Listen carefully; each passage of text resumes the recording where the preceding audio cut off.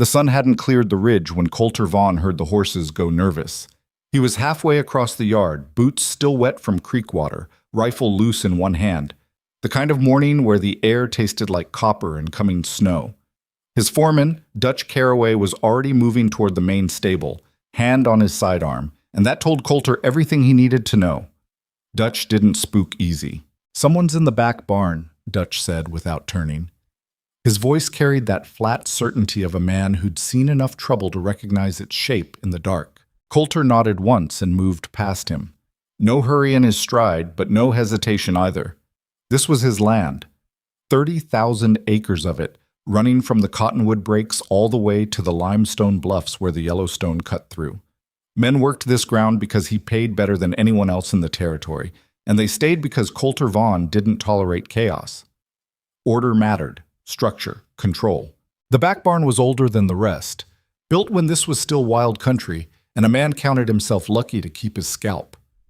Coulter used it mostly for hay storage now, equipment that didn't earn its keep. The door hung crooked on its hinges. He pushed it open with the barrel of his rifle. The woman, he corrected himself, was pressed into the corner behind a stack of rotted crates, and she had a gun, not pointed at him, but not pointed away either. Revolver.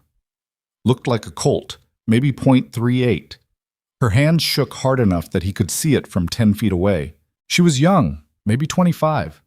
Dark hair tangled and filthy, dress torn at the shoulder, boots that had walked through hell and kept going. But her eyes, Christ, her eyes were old. The kind of old that came from watching everything you trusted turn to ash. "Easy," Coulter said. He didn't lower the rifle. "You're on private land. I know whose land it is." Her voice cracked, but she didn't look away. "Everyone knows Vaughn land." "Then you know I've got 30 men within shouting distance who'll come running if I need them. I'm not here to cause trouble. People who aren't causing trouble don't usually hide in my barns with loaded weapons." She flinched at that, and for a second he thought she might bolt. But she held her ground, gun still trembling in her grip. "I just need one night, maybe 2. Then I'm gone." Running from something? Someone. Coulter studied her. He'd built his fortune on reading people, knowing when a man was bluffing about cattle prices, when a business partner was skimming profit, when a hired hand was about to turn unreliable. This woman wasn't lying. She was terrified. "Put the gun down," he said. "No. I'm not asking again." "Then shoot me." She straightened up, and despite the shaking, despite the exhaustion written into every line of her body, there was something fierce in the way she held herself. "Because I'm not putting it down until I know you're not going to drag me back to Fort Ashby." Fort Ashby. The territorial outpost about 40 miles south, where the railroad spur ended and the real frontier began. Coulter knew it well enough. Rough town, rougher law. "What'd you do in Fort Ashby?" "Nothing. Try again." Her jaw tightened. "They say I stole from the land office, $300 in territorial vouchers. They say I used my position, I worked in the records department, to forge signatures and pocket the money." "Did you?" "No." "Then why run?" "Because Sheriff Dannon doesn't care whether I did it or not. He's got a suspect, got a story, and got friends in Helena who want this closed. Easier to hang me than find out who actually took the money." Coulter lowered his rifle. Not because he believed her, he didn't believe anyone until they proved themselves, but because whatever else she wasn't a threat. Not to him, anyway. "What's your name?" She hesitated. Giving a name meant becoming real, becoming trackable. "Mara," she said finally. "Mara Vane." "All right, Mara Vane. You can put that gun away before you shoot yourself by accident, and you can come up to the house. Get some food in you, clean water, then we'll talk about what happens next." "I don't want your charity." "Didn't offer it. I said food and water. After that, you make yourself useful, or you move on. Your choice." She stared at him like she was trying to decide if this was another trap. Coulter couldn't blame her. The world had a way of setting traps for people like her, people without money, without connections, without the kind of power that made others think twice. Finally, she lowered the gun. "One night," she said, "we'll see." By the time they reached the main house, half the ranch hands had gathered near the bunkhouse, watching. Coulter ignored them. Let them talk. They'd talk anyway. The house was stone and timber, 2 stories, built to last. Coulter's wife had designed it before the fever took her 6 years back. She'd wanted something that looked permanent, she'd said. Something that said they weren't leaving, no matter what the territory threw at them. He brought Mara through the side entrance, past the mudroom, and into the kitchen. His cook, Adelaide, looked up from the stove and took in the situation without a word. Adelaide had been with him since the beginning, back when this was barely a ranch at all, and she had a gift for minding her own business when it mattered. "Get her fed," Coulter said, "and find her something clean to wear." Adelaide nodded. "Yes, sir." Mara stood in the doorway like she'd forgotten how to be indoors. Her hand was still near her belt, where she'd tucked the revolver. "Sit," Coulter said, pulling out a chair. "You look like you're about to fall over." She sat, but only barely, perched on the edge like she might need to run at any second. Adelaide set a plate in front of her, eggs, bacon, bread still warm from the oven. Mara stared at it like it might vanish if she blinked. "Eat," Coulter said. She did. Slowly at first, then faster, like her body remembered it was starving. Coulter poured coffee and sat across from her, watching. She had scars on her hands, the kind you got from hard work. Records clerk, she'd said. Maybe. But she'd done other things, too. "How long you been running?" he asked. She swallowed a mouthful of bread. 3 weeks. 3 weeks since Fort Ashby? Since they came for me. I was staying with a family outside town, working their books in exchange for a room. Sheriff showed up with a warrant. I went out the back window. Smart. Desperate. Coulter sipped his coffee. Why come here? Why not head for Helena? Lose yourself in a bigger town? Because Helena's where the people who framed me are. She met his eyes. I worked for the land office. Territorial land office. The money that went missing? It was supposed to go to a development company connected to the governor's office. When it disappeared, someone needed to take the fall. I was the easiest target. Why you? Because I'm nobody. No family, no money, no one who'd ask questions. Just another clerk who could be disappeared without anyone caring. Coulter leaned back in his chair. He knew how these things worked. Power protected itself. When something went wrong, it found the nearest expendable person and crushed them to cover the tracks. If what you're saying is true, then coming to me was a mistake, he said. Mara's face went pale. Why? Because I've got business interests in Helena. I've got partners in the territorial government. If you're right about who framed you, then helping you makes me a liability to people I can't afford to cross. She stood up so fast the chair scraped backward. Then I'll leave. Sit down. You just said... I said it makes you a liability. I didn't say I was turning you in. Coulter set his coffee down. But if you're staying here, even for a day, I need to know you're telling the truth. Because if you're lying to me, if you did steal that money and you're using my ranch to hide, then we're going to have a very different conversation. Mara's hand went to the revolver again. Don't, Coulter said quietly. You pull that gun in my house, and we're both going to regret it. For a long moment, neither of them moved. Then Mara's hand fell away. She sat back down, and some of the fight went out of her shoulders. I didn't steal anything, she said. I swear on everything I've got left, which isn't much. I didn't do it. Coulter believed her. Not because of the words, but because of the way she said them. Desperation didn't sound like that. Desperation lied smooth and fast. This was something else. This was the exhausted honesty of someone who'd stopped caring whether the world believed her or not. All right, he said. You can stay, but not in the house. Mara blinked. What? You're not a guest, and I'm not running a charity mission. You want to stay on Vaughn land, you work. There's a room above the stable, small, but it's dry and it's got a stove. You sleep there. During the day, you help where you're needed. Adelaide can find you work in the house, or you can work the stock with Dutch and the hands. Your choice. I don't know anything about cattle. Then you'll learn.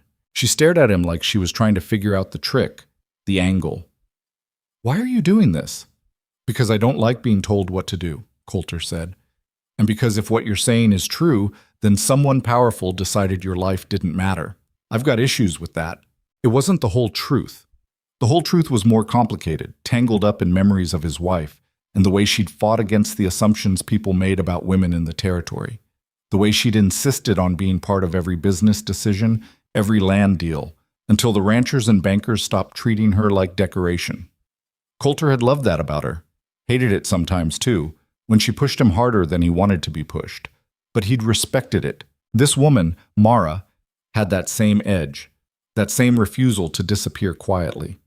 One condition, he added. What? If Sheriff Dannon shows up, you don't run. You don't pull that gun. You let me handle it. Why would you do that? Because this is my land and I decide what happens here, not some territorial lawman with a grudge. Mara looked at him for a long time. Then she nodded, just once. All right, she said. One night. We'll see, Coulter said again. Dutch showed her to the stable room. It was small, like Coulter had said, barely 10 feet across, with a narrow bed, a chair, and a wood stove that looked older than the territory itself. But it was clean, and the window faced east, catching the morning light. Mara stood in the doorway and felt something crack open in her chest. Relief, maybe, or just exhaustion finally catching up. Mr. Vaughn's a fair man, Dutch said. He was older, probably mid-50s, with gray in his beard and the kind of weathered face that came from decades under the sun. He don't suffer fools, but he don't ask more than you can give either. What does he want from me? Dutch gave her a look that might have been amusement. Same thing he wants from everyone, honest work. And if the sheriff comes? Then the sheriff's got a problem. Dutch tipped his hat. Get some rest. You look like you need it. He left her alone. Mara shut the door and sat on the edge of the bed. The revolver was still tucked in her belt, heavy and cold against her ribs. She pulled it out and set it on the chair, then lay back and stared at the ceiling. 3 weeks. 3 weeks of running, sleeping in ditches and abandoned buildings, stealing food when she had to, always moving, always looking over her shoulder. She'd thought about turning herself in a dozen times, thought about just walking into Fort Ashby and letting them do whatever they were going to do. At least it would be over. But something in her wouldn't let go. Some stubborn, furious part that refused to accept this was how it ended. She hadn't done anything wrong. She'd worked hard, kept her head down, followed every rule. And it hadn't mattered. The people with power had decided she was expendable, and that was that. Except now she was here, on Vaughn land, under the protection of a man who had more power than anyone she'd ever met, and who'd just told a fugitive she could stay. Mara didn't trust it, couldn't afford to. But for the first time in 3 weeks, she let herself close her eyes without expecting to wake up in chains. She woke to someone pounding on the door. Mara sat up fast, hand reaching for the gun. The light outside was different, late afternoon, maybe early evening. She'd slept for hours. Miss Vane, Adelaide's voice. Mr. Vaughn wants you at the house. Mara's heart kicked. Why? Didn't say, but you'd best come now. Mara strapped the gun back to her belt and followed Adelaide across the yard. The ranch was bigger than she'd realized. Past the main house and barns, there were corrals, storage buildings, a bunkhouse that looked like it could sleep 20 men. Horses everywhere, some of the finest she'd seen. Coulter was in his study, standing near the window. He turned when she came in. Sheriff Dannon's on his way, he said. No preamble. One of my men spotted him about an hour south. He's got 3 deputies with him. Mara's stomach dropped. I'll leave. No, you won't. He'll arrest me. Not on my land. Coulter's voice was flat, final. But we need to be smart about this. Dannon's not going to ride up here and start a war, but he will make noise. He'll demand I turn you over, say I'm harboring a fugitive. If I refuse outright, he'll go to Helena, make it an official problem. So what do we do? Coulter picked up a folder from his desk. We make you legitimate. What? He held out the folder. Inside were papers, some kind of contract. Mara scanned the first page, her mind struggling to catch up. Employment agreement. Mara Vane, records manager, Vaughn Cattle Company. You're hiring me? She said. Already did. You signed this 2 weeks ago, according to the date. You've been working inventory and stock records, reporting directly to me. Salary's $40 a month plus room and board. Mara stared at him. This is fraud. This is business. Dannon doesn't have jurisdiction over private employment disputes. If he wants to arrest you, he'll have to prove you're a fugitive first. But if you're a documented employee of a registered territorial business, That gets a lot harder. He'll know it's fake. Probably. But he won't be able to prove it. Coulter met her eyes. You want to run? Go ahead. I won't stop you. But if you stay, we do this my way. Understand? Mara looked down at the contract. The handwriting was neat, official. Someone had put real work into this forgery. Why are you doing this? She asked again. Because I don't like bullies, Coulter said. And because you're right about one thing. Someone powerful decided you didn't matter. I've got enough power to make them reconsider. Mara took the folder. Her hands were shaking again, but not from fear this time. All right, she said. What do I do when he gets here? You don't do anything. You stay in the stable, keep your head down, and let me handle it. Dannon's going to bluster and threaten, but he won't push too hard. He's not stupid. And if he does push? Coulter's smile didn't reach his eyes. Then he'll find out why people don't push Coulter Vaughn. Sheriff Marcus Dannon arrived just after sunset, riding at the head of a group that included 3 deputies and a man Mara didn't recognize. They came up the main road like they owned it, horses kicking up dust. Coulter met them in the yard. He didn't bring any of his men, didn't carry a weapon. Just stood there with his arms crossed, waiting. Dannon was a big man, thick through the chest and shoulders, with a face that looked like it had been carved from stone and left out in the weather too long. The kind of lawman who'd learned his job through violence and never bothered with the finer points. Vaughn, he said, not bothering to dismount. Sheriff, I'm looking for a woman, Mara Vane. Got word she might have come this direction. A lot of people come this direction. It's a big territory. Don't play games with me. Dannon's hand rested on the butt of his sidearm. I know she's here. Got a witness saw her heading north toward your land 3 days ago. Who's the witness? That's not your concern. It is if you're asking me to turn over one of my employees based on someone's word. Dannon's eyes narrowed. Employee? Coulter nodded toward the house. Dutch appeared a moment later, carrying the folder. He handed it to Coulter, who held it up. Mara Vane, records manager. Been working for me for 2 weeks now. You want to arrest her, you'll need more than a witness who might have seen someone who might have looked like her. Dannon dismounted. He was taller than Coulter, but Coulter didn't move. The sheriff stepped closer, close enough that Mara, watching from the stable window, could see the anger in his face. You're harboring a fugitive, Dannon said. I'm employing a records clerk. She stole from the territorial government. Prove it. I've got a warrant. Show me. Dannon pulled a folded paper from his coat. Coulter took it, read it over slowly. Then he handed it back. This warrant's for Mara Vane, suspected of theft in Fort Ashby.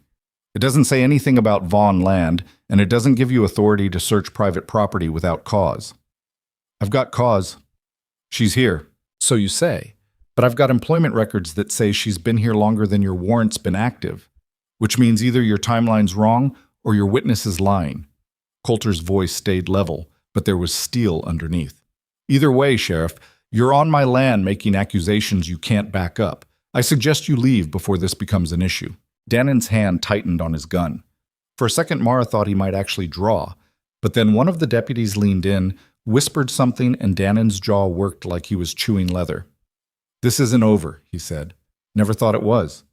The sheriff swung back into his saddle. You're making a mistake, Vaughn. Protecting her.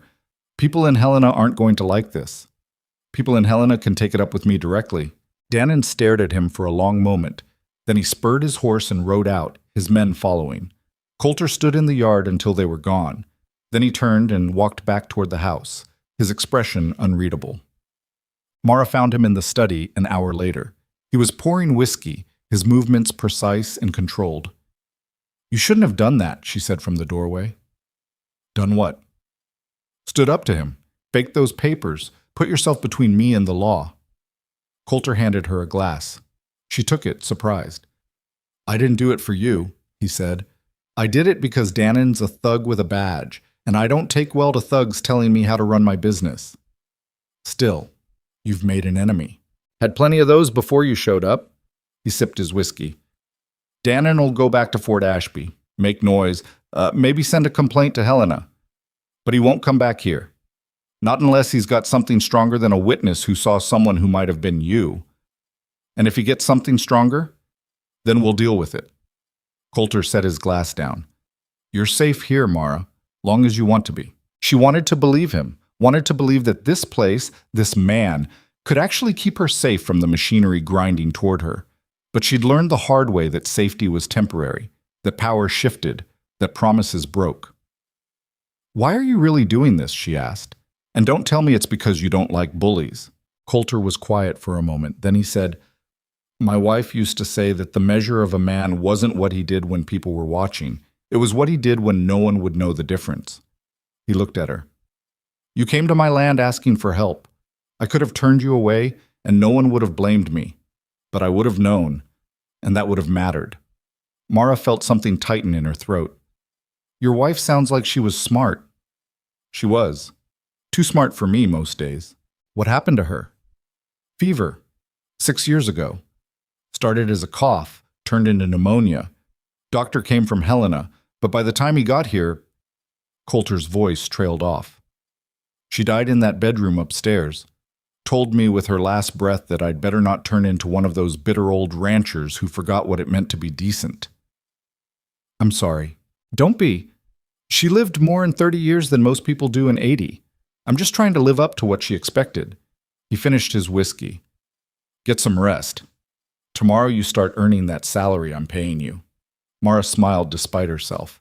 "I thought the contract was fake." "Contract's fake. Job's real. I need someone who can actually read to help manage the stock records. Dutch is good with cattle, terrible with numbers." "I can do that." "Good. Because you're not staying here for free. This isn't charity, remember?" "I remember." She turned to leave, then stopped. "Coulter?" "Yeah?" "Thank you." He nodded once. "Don't make me regret it." The next morning, Mara started work. Adelaide put her in the ranch office, a small room off the main house filled with ledgers, maps, and papers that hadn't been organized in what looked like years. Mara rolled up her sleeves and got to it. The work was familiar, comforting even. Numbers didn't lie, didn't shift meaning depending on who was reading them. Inventory was inventory. Stock counts were stock counts. For the first time in weeks, Mara felt like she was standing on solid ground. Dutch came by around midday looking skeptical. "Boss says you're doing the books," he said. "That's right." "You know anything about cattle?" "Not much, but I know how to count, and I know how to spot when numbers don't add up." Dutch grunted. "All right. Well, if you've got questions, ask. Don't just guess and make a mess of things." "I won't." He lingered in the doorway, arms crossed. "You really didn't steal that money, did you?" Mara looked up. "No, I didn't." "Then who did?" "I don't know. But whoever it was had enough power to make sure I took the fall." Dutch nodded slowly. "Boss is taking a risk, keeping you here." "I know." "You planning to run if things get bad?" Mara thought about that. A week ago, the answer would have been yes. Running was all she knew how to do. But something had shifted. Maybe it was the work, the structure, the feeling of being useful again. Maybe it was the way Coulter had stood in that yard and faced down the sheriff without flinching. "No," she said. "I'm not running anymore." Dutch smiled, just a little. "Good. We've got enough cowards in this territory already." The days fell into a rhythm. Mara worked the books in the morning, helped Adelaide in the house during the afternoon. Evenings, she'd sit in her room above the stable and watch the sun go down over the mountains, the revolver still within reach, but no longer the first thing she touched when she woke. Coulter kept his distance, mostly. He'd check in on her progress with the ledgers, ask if she needed anything, then disappear into the business of running a ranch that stretched farther than most towns. But sometimes, late at night, she'd see him standing on the porch, looking out at the land like he was searching for something he'd lost. They didn't talk much. Didn't need to. But 3 weeks after she'd arrived, Coulter found her in the stable and said, "You ever shoot that gun, or do you just carry it for show?" Mara looked up from the saddle she was oiling. "I've shot it." "How well?" "Well enough." "Prove it." He took her out to the rifle range the hands used for practice, set up bottles on a fence post, handed her the revolver. "Show me," he said. Mara checked the chamber, raised the gun, and fired. The first bottle exploded, then the second.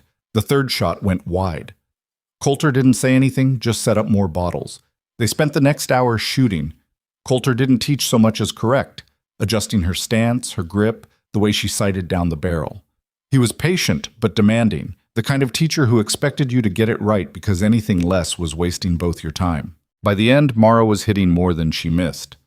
Better, Coulter said, but you're still flinching. You expect the kick before it happens. Hard not to. You learn not to, otherwise you'll never hit what you're aiming at when it matters. He reloaded and handed her the gun again. This time, when she fired, she didn't flinch. The bottle shattered clean.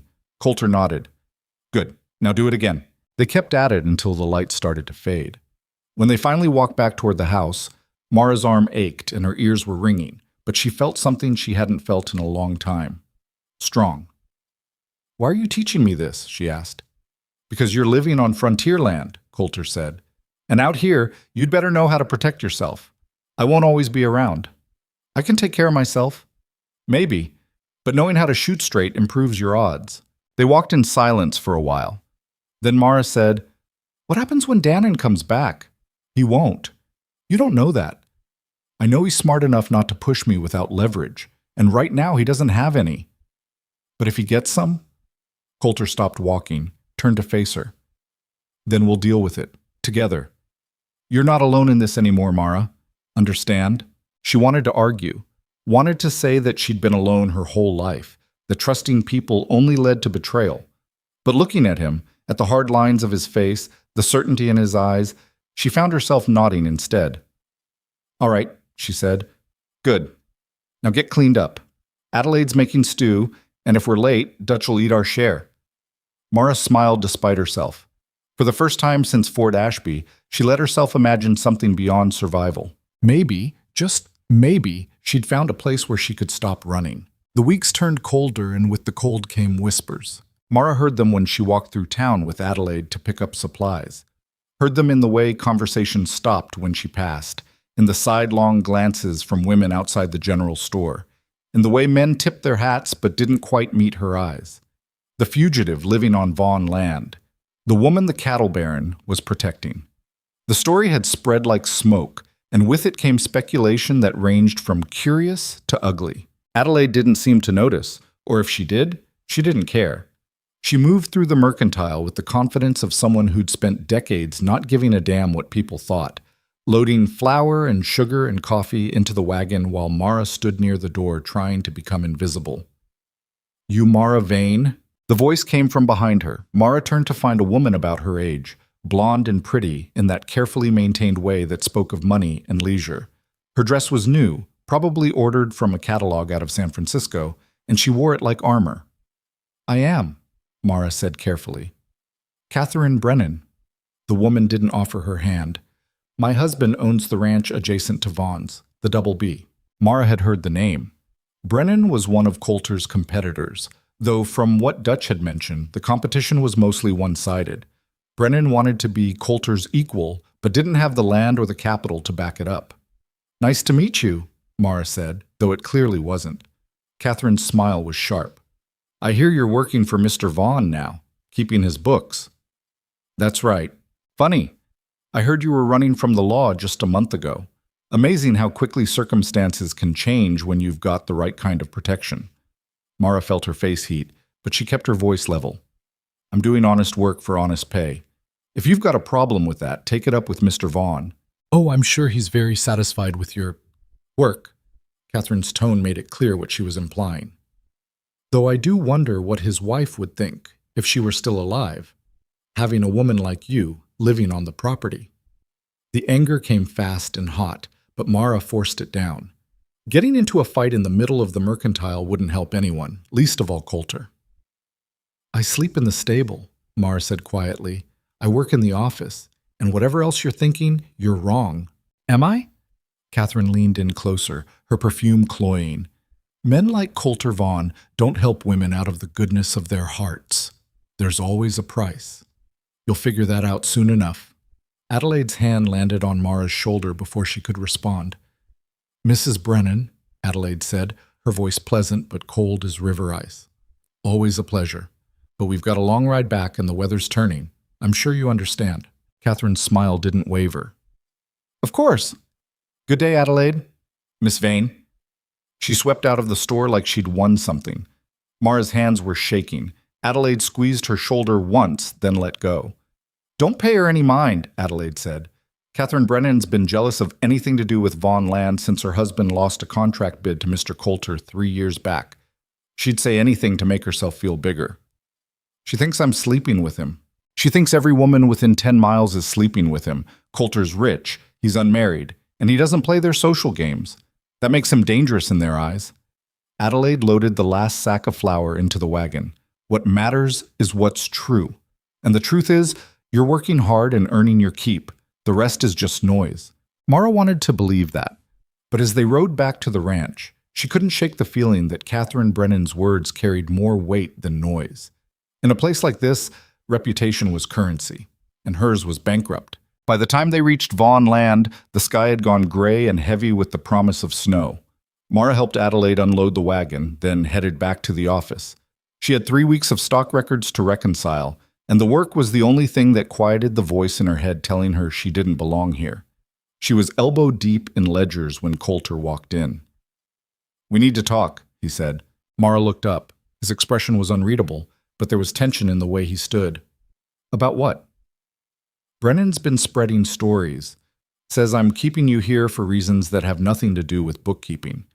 So it had already reached him, faster than she'd expected. "I ran into his wife in town," Mara said. "She made her opinions clear." "What'd she say?" "That men like you don't help women without expecting something in return." Coulter's jaw tightened. "And what'd you say?" "That she was wrong." "Good." He moved to the window, looking out at the ranch yard. "But it's going to get worse before it gets better. People are talking, and not just the Brennans. Some of the other ranchers are asking questions. They want to know why I'm risking my reputation for someone accused of theft." "Then tell them the truth, that I didn't steal anything." "They don't care about the truth. They care about appearances. And right now, the appearance is that I'm harboring a fugitive and calling it employment." Mara set down her pen. "So what do you want me to do? Leave?" "No." The word came out harder than she'd expected. Coulter turned back to face her. "I want you to understand what you're up against. This isn't just about proving your innocence anymore. It's about reputation, influence, the kind of social politics that can destroy a person without ever filing charges. I've been destroyed before. I survived. This is different. You're not just some clerk they can forget about. You're visible now. You're connected to me, which means you're a target for anyone who wants to take a shot at my business." He paused. "I need to know you can handle that." Mara stood up. "I can handle it. Can you? Because Catherine Brennan's just the beginning. There are people in Helena who've got real power, real reach. If they decide you're a problem, they won't just spread rumors. They'll come after you with everything they've got." "Let them." Coulter studied her for a long moment. Then something shifted in his expression, not quite a smile, but close. "You've got spine. I'll give you that." "I didn't come here to hide behind you," Mara said. "I came here because I had nowhere else to go. But I'm not afraid of people like Catherine Brennan, and I'm not afraid of whoever framed me. They already took everything. What else can they do?" "They can make sure you never get it back." "Then I'll build something new." She met his eyes. "You gave me a chance when no one else would. I'm not wasting it by running the first time someone says something ugly." Coulter nodded slowly. "All right. But we do this smart. No confrontations, no public scenes. You keep your head down, do your work, and let me handle the politics. And if that doesn't work, then we'll figure something else out." He left her alone with the ledgers and the growing sense that she'd just made a promise she might not be able to keep. The snow came that night. Not heavy, but enough to turn the world quiet and white. Mara stood at the window of her room above the stable, watching it fall, and thought about Fort Ashby. About the records office, where she'd spent 3 years filing territorial claims and property deeds, believing that if she worked hard enough, kept quiet enough, she'd earn a place that couldn't be taken away. She'd been wrong. The knock on her door startled her. It was late, past 10, and no one came to the stable after dark. "It's me," Coulter's voice. "Open up." Mara grabbed the revolver out of habit, then set it down and opened the door. Coulter stood in the hallway, snow dusting his shoulders. "Get dressed. We're riding out." "Now? It's the middle of the night. I know what time it is. Get dressed." She didn't argue.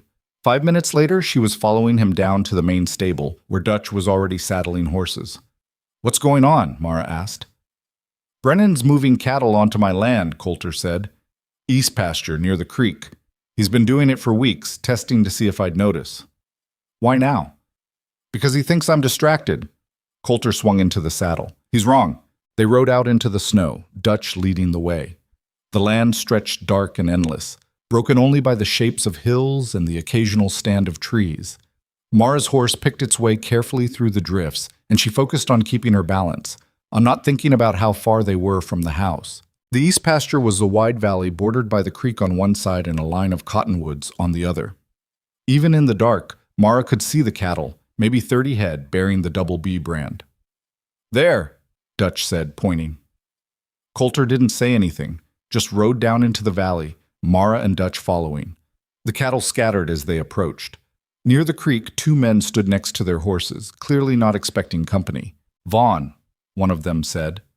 He was young, maybe 20, with the kind of nervous energy that came from doing something you knew was wrong. Get off my land, Coulter said. We're just moving stock. No harm meant. You're trespassing. Those cattle are on the wrong side of my fence, which means they're now my cattle.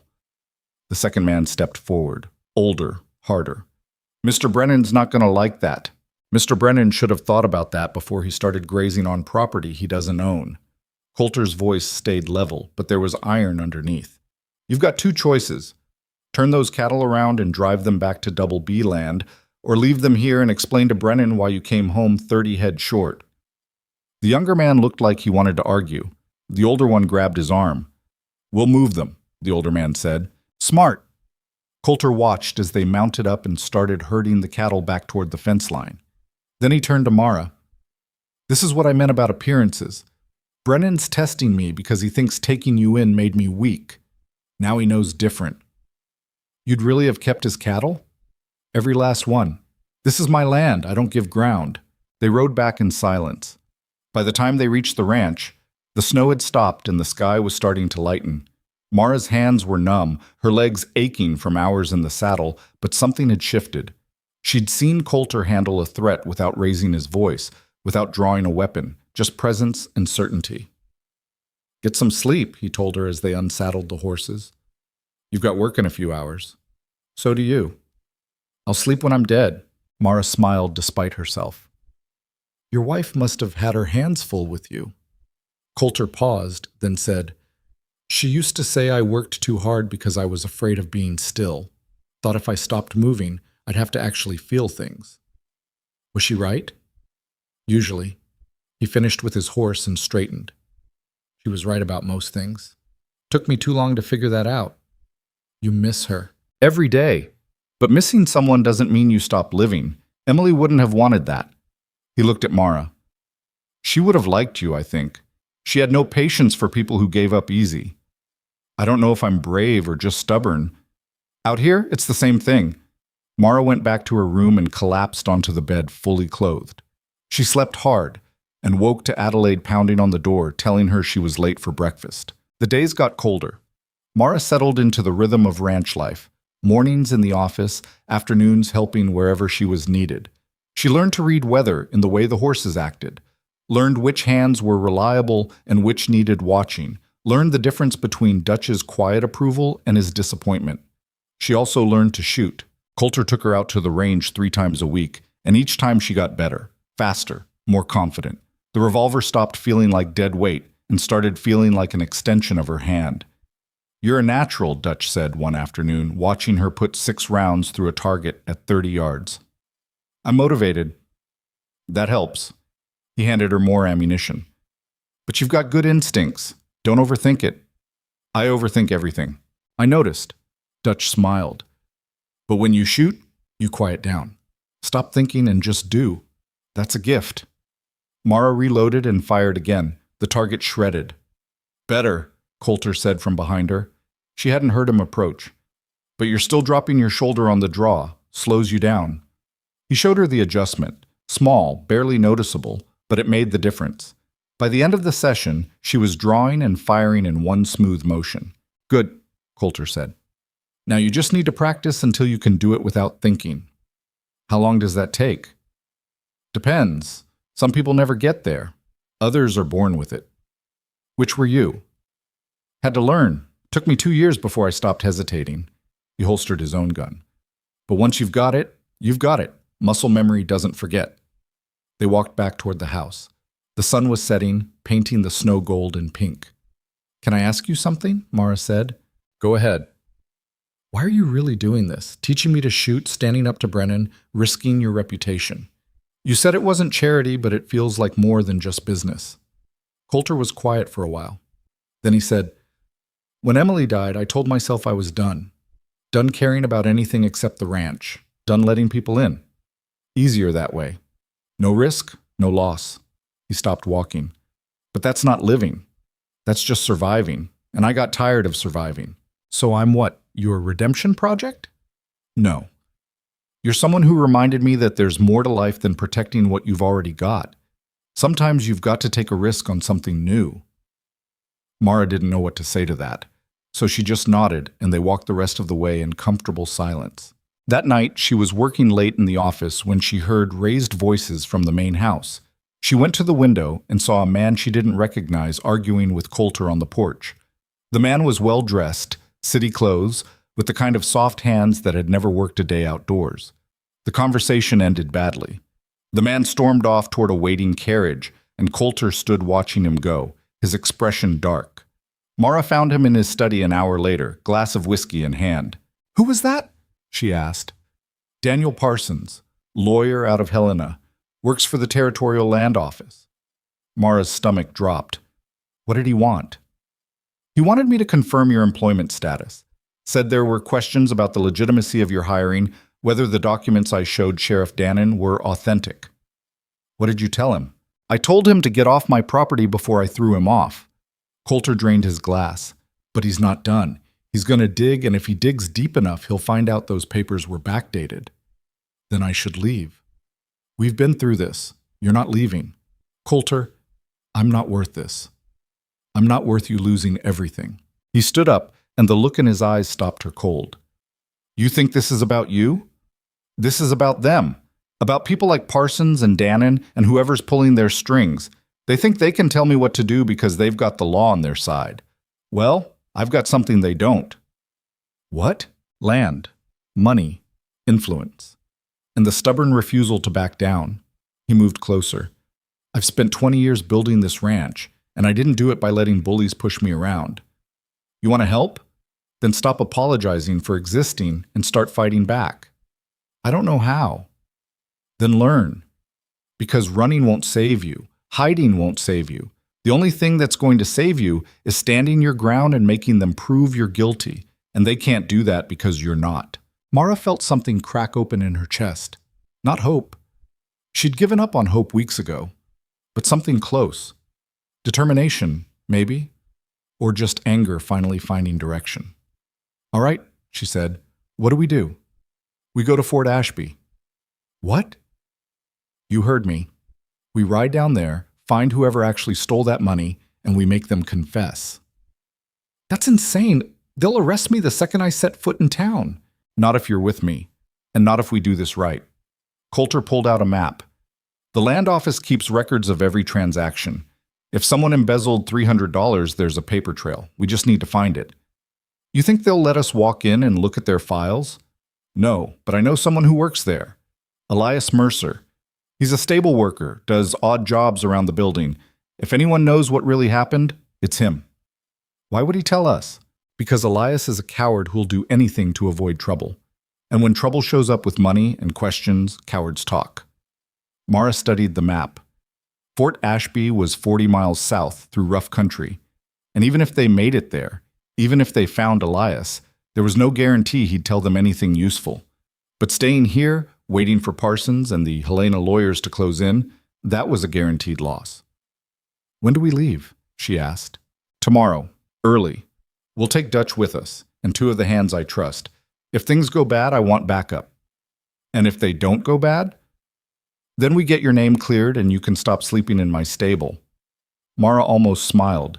I don't mind the stable. Well, I mind people thinking I'm the kind of man who makes his employees live with the horses. Even if those employees are accused fugitives. Especially then. They spent the rest of the night planning. routes, timing, what to do if they ran into Dannon or his deputies. By the time Mara headed back to her room, the sky was starting to lighten and she was running on coffee and nervous energy. She packed what little she had, extra clothes, the revolver, ammunition. Then she sat on the edge of the bed and let herself feel the fear she'd been pushing down all night. Going back to Fort Ashby was suicide. Even with Coulter's protection, even with a plan, there were 100 ways this could go wrong. She could end up in chains, or dead, or worse. But staying here meant living under the shadow of someone else's crime for the rest of her life. And Mara was done with that. She checked the revolver one more time, made sure it was loaded, and tried to sleep. When Coulter knocked on her door 3 hours later, she was already dressed and waiting. Dutch had the horses ready. 2 of the ranch hands, men named Carson and Webb, both solid and reliable, were mounted and armed. They looked grim but determined, the kind of men who'd follow Coulter into hell if he asked. "You sure about this?" Dutch asked as they rode out. "No," Coulter said, "but we're doing it anyway." They made good time through the morning, following trails that skirted the main roads. Coulter wanted to avoid attention, and the fewer people who saw them heading toward Fort Ashby, the better. Around midday, they stopped to rest the horses near a creek. Mara dismounted and stretched, her legs already sore from hours in the saddle. Carson came over, offered her water from his canteen. "You ever been in a fight, Miss Vane?" "Not the kind you're thinking of. Might want to stay behind us if things get rough. Dutch and Webb are good in a scrap, and Mr. Vaughn's better than most." "I can handle myself." Carson smiled. "I'm sure you can, but humor me anyway." They rode on.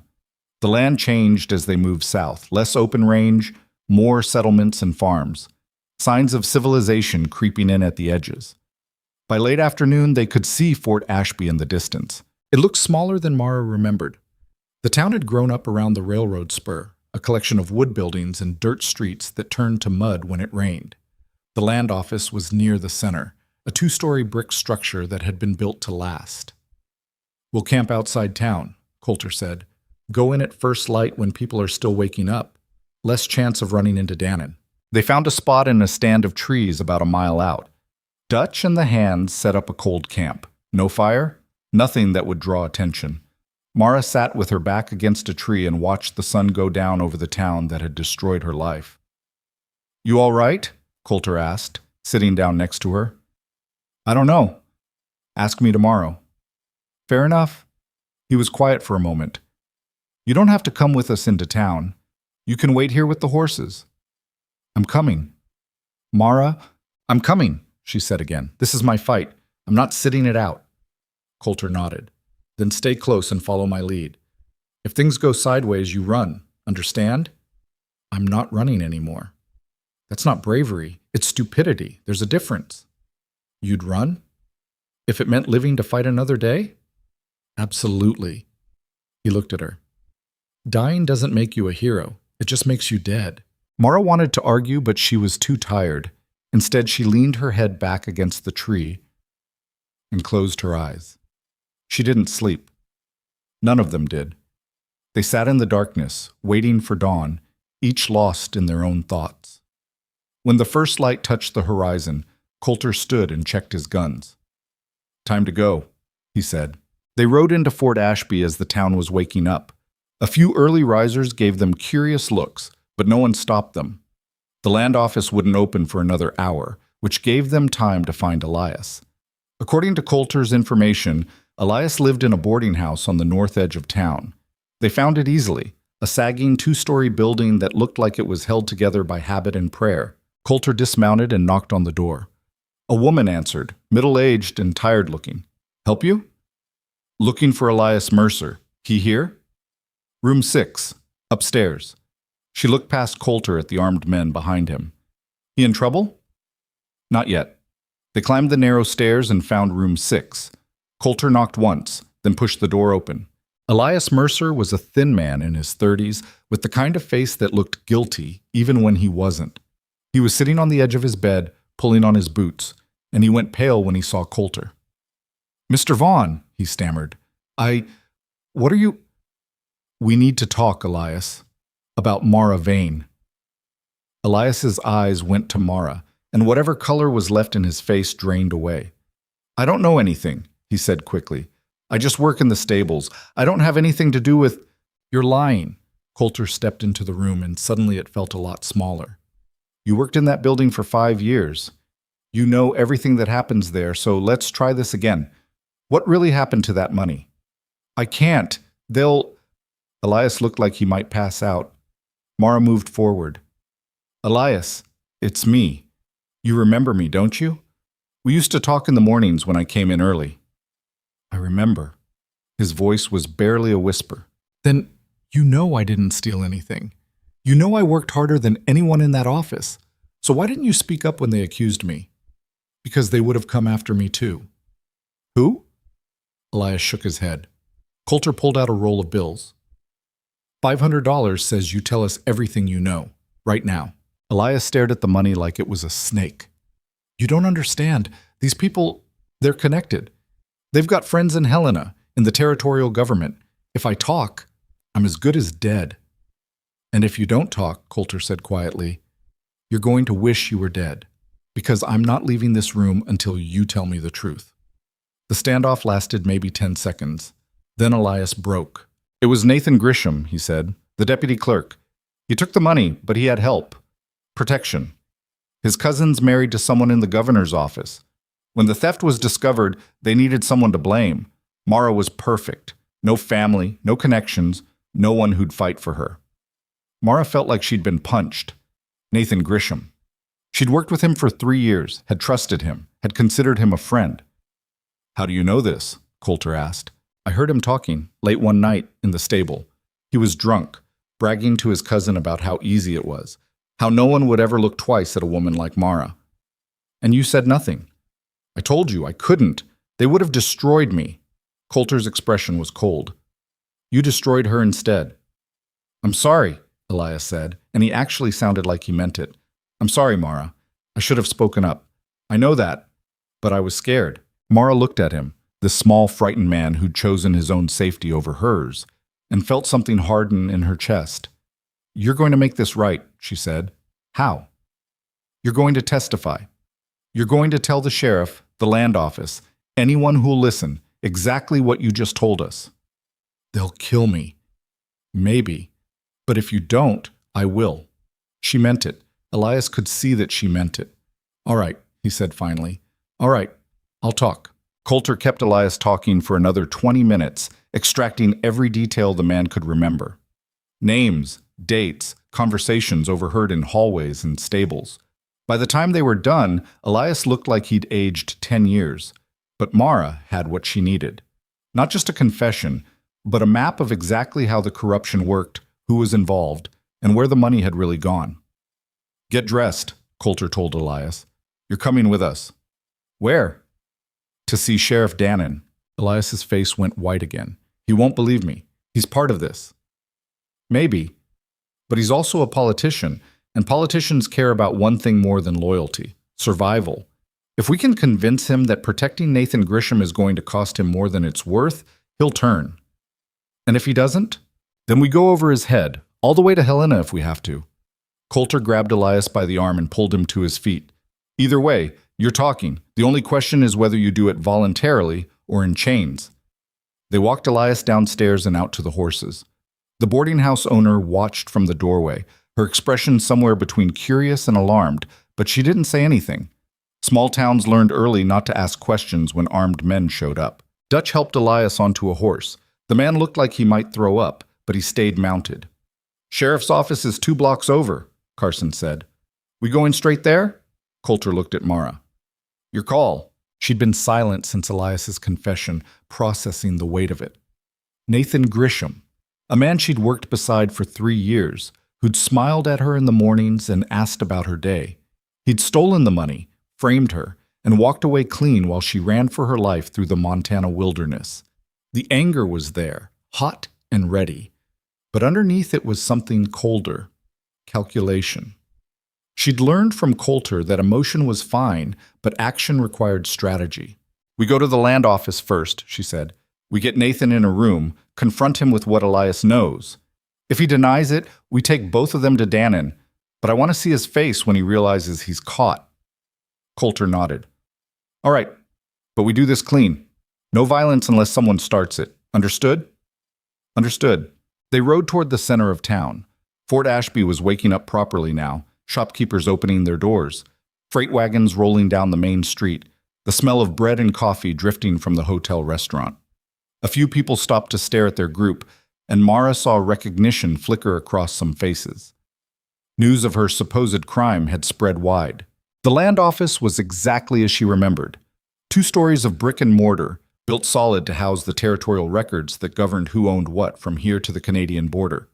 Mara had walked through those doors 1,000 times, had spent her days in the records room on the 2nd floor, filing and cross-referencing and making sure every deed and claim was properly documented. The thought of Nathan Grisham doing all that work to steal from the very system he was supposed to protect made her sick. They dismounted and tied the horses.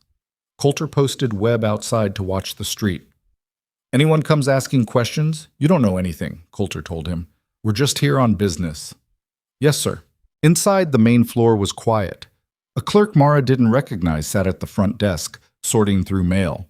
He looked up as they entered, and his eyes widened when he saw Mara. "You can't be here," he stammered. "There's a warrant." "We're here to see Nathan Grisham," Coulter said, his voice carrying the kind of authority that didn't invite argument. "Where is he?" "Upstairs, records room, but You need to sit there and keep quiet." Coulter dropped a gold piece on the desk. "We'll be done in 10 minutes. The clerk stared at the money, then nodded quickly. They climbed the stairs, Elias between Dutch and Carson like a prisoner.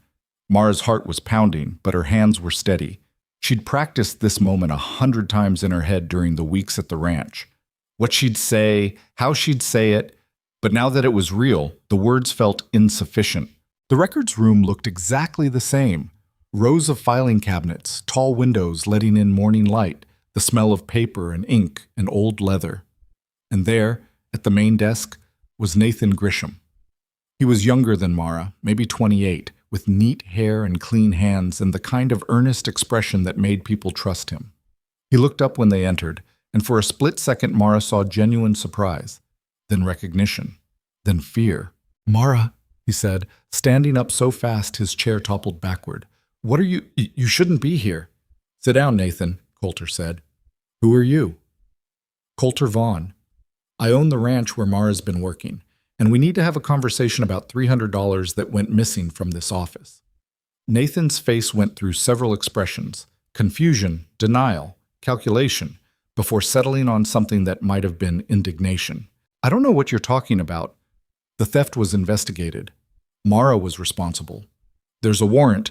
There's a lie," Mara said, stepping forward, "and you're the one who told it." "That's ridiculous. I had nothing to do with—" "Elias," Coulter said quietly. Elias stepped into view, and all the color drained from Nathan's face. "Tell him what you told us," Coulter said. Elias looked like he wanted to run, but Dutch's hand on his shoulder kept him in place. "I heard you," Elias said, his voice shaking. "That night in the stable. You were drunk, talking to your cousin. You said framing Mara was easy. Said no one would look twice at someone like her." Nathan's mouth opened and closed like a fish. "You're lying. He's lying. This is extortion. Save it," Coulter said. "We know about your cousin. We know about the connections in Helena. And we know you took that money and let Mara hang for it. You can't prove anything. Maybe not yet, but here's what's going to happen. You're going to write out a full confession, every detail, how you took the money, how you covered it up, who helped you, and you're going to sign it in front of witnesses." Nathan laughed, but it sounded hollow. "Why would I do that?" "Because if you don't, we're taking this to every newspaper between here and Helena. We're going to make sure everyone knows what you did, your name, your family's name, your cousin's name. And when we're done, you won't be able to show your face in this territory without people spitting at you." "You're bluffing." "Try me," Coulter said. "I've got money, I've got influence, and I've got nothing but time. You think your cousin's friends in Helena are going to protect you once this becomes public? Once it starts costing them politically? They'll cut you loose faster than you can blink." Mara watched Nathan's face as the reality settled in. Coulter was right. The people who'd protected Nathan had done so because it was convenient, because sacrificing Mara cost them nothing. But if the story got out, if it became a scandal, Those same people would abandon him without hesitation.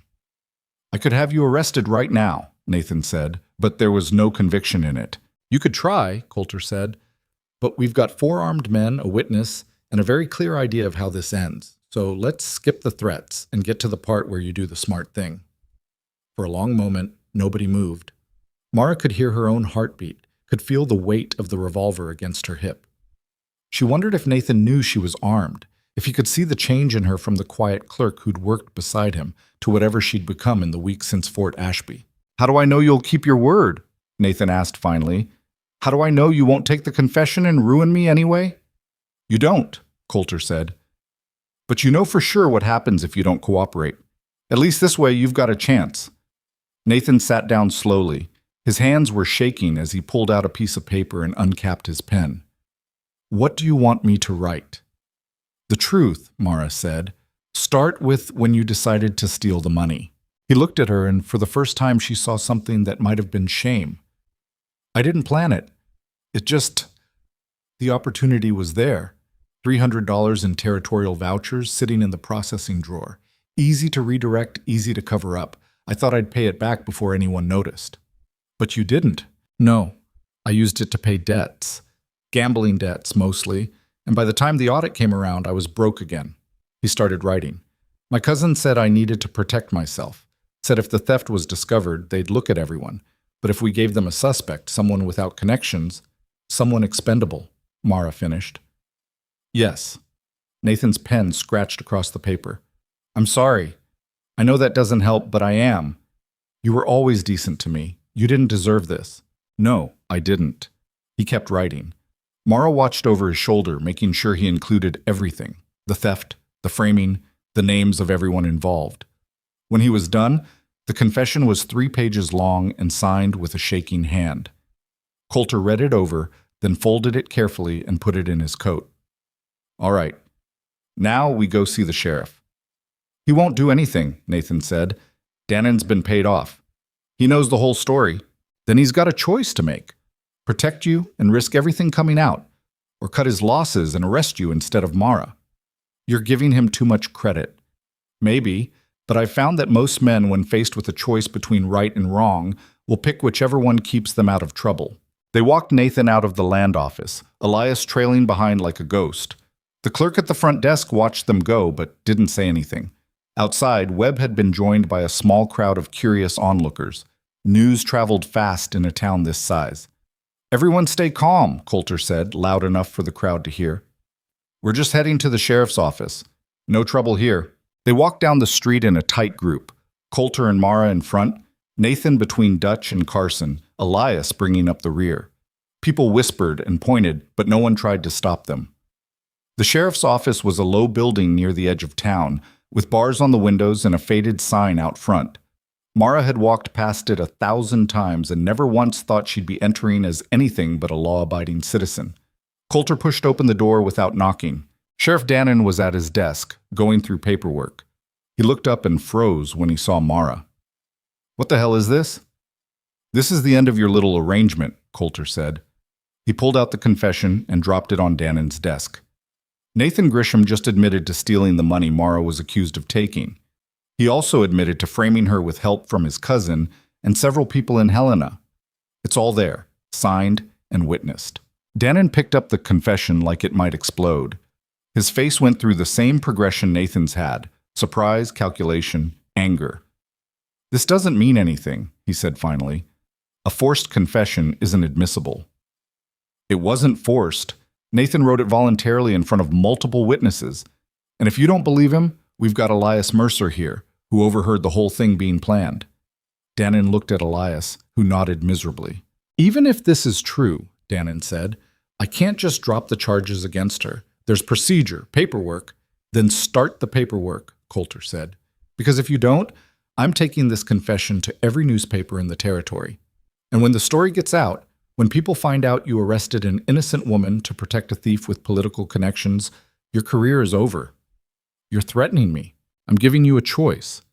Do the right thing and arrest the person who actually committed the crime, or protect him and watch your life fall apart. What's it going to be? Dannon stared at the confession for a long time. Mara could see the war playing out behind his eyes, loyalty versus self-preservation, corruption versus redemption. She didn't trust him to make the right choice. Men like Dannon rarely did. But then he stood up and called for one of his deputies. "Lock Nathan Grisham in a cell," he said. "Charge is theft of territorial funds." Nathan's face went pale. "You can't. My cousin will." "Your cousin isn't here," Dannon said flatly. "And I've got a signed confession. Deputy, now." The deputy, a young man who looked uncomfortable with the whole situation, took Nathan by the arm and led him toward the cells. Nathan didn't fight, just went quietly, all the fight gone out of him. Dannon turned to Mara. "I'll need you to make a formal statement, for the record." "What about the warrant?" Mara asked. "I'll have it withdrawn, but it's going to take time. Bureaucracy moves slow." "How much time?" "A week, maybe 2. Coulter stepped forward. "Not good enough. You clear her name today, or I start making calls to Helena. I can't just—" "Today, Sheriff. Today." Dannon's jaw tightened, but he nodded. "Fine. I'll send a wire to the territorial office. Have the charges dropped by end of business. But she'll still need to make a statement." "She'll come back tomorrow," Coulter said. "Right now, we're leaving." "You can't just—" "Watch me." They walked out before Dannon could argue further. Outside, the crowd had grown. People pressed in, asking questions, demanding to know what was happening. Coulter ignored them, moving through the crowd like it wasn't there. They made it back to the horses and mounted up quickly. Mara's hands were shaking so badly she could barely hold the reins. "Easy," Dutch said quietly. "You did good." "I didn't do anything. Coulter did everything." "You came back. That took guts."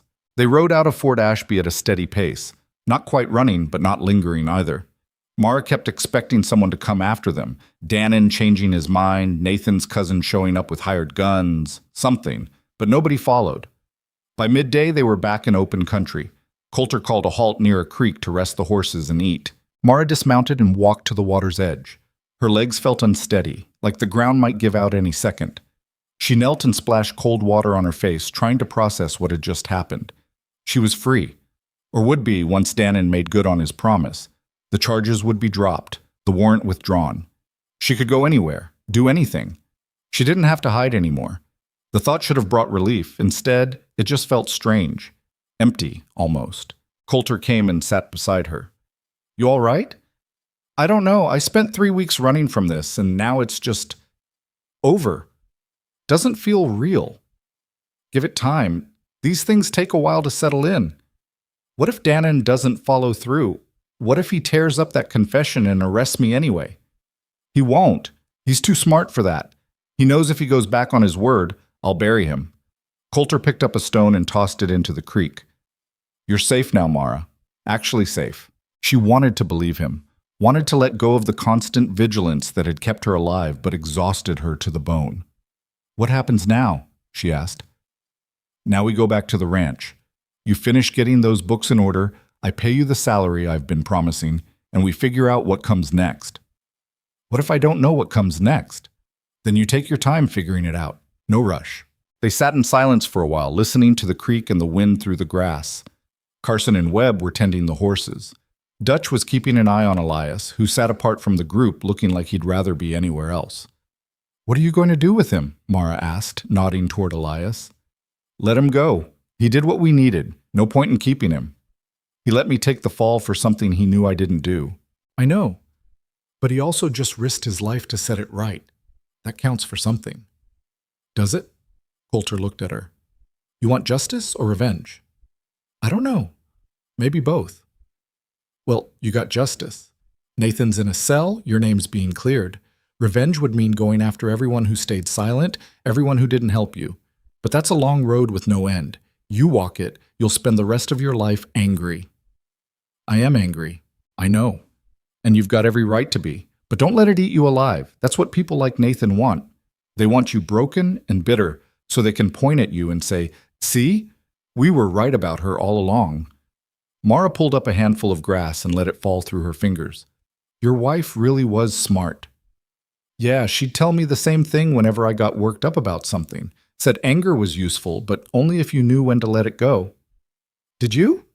Let it go?" "Sometimes. Other times I held on to it too long and made myself miserable. He stood up and offered her his hand.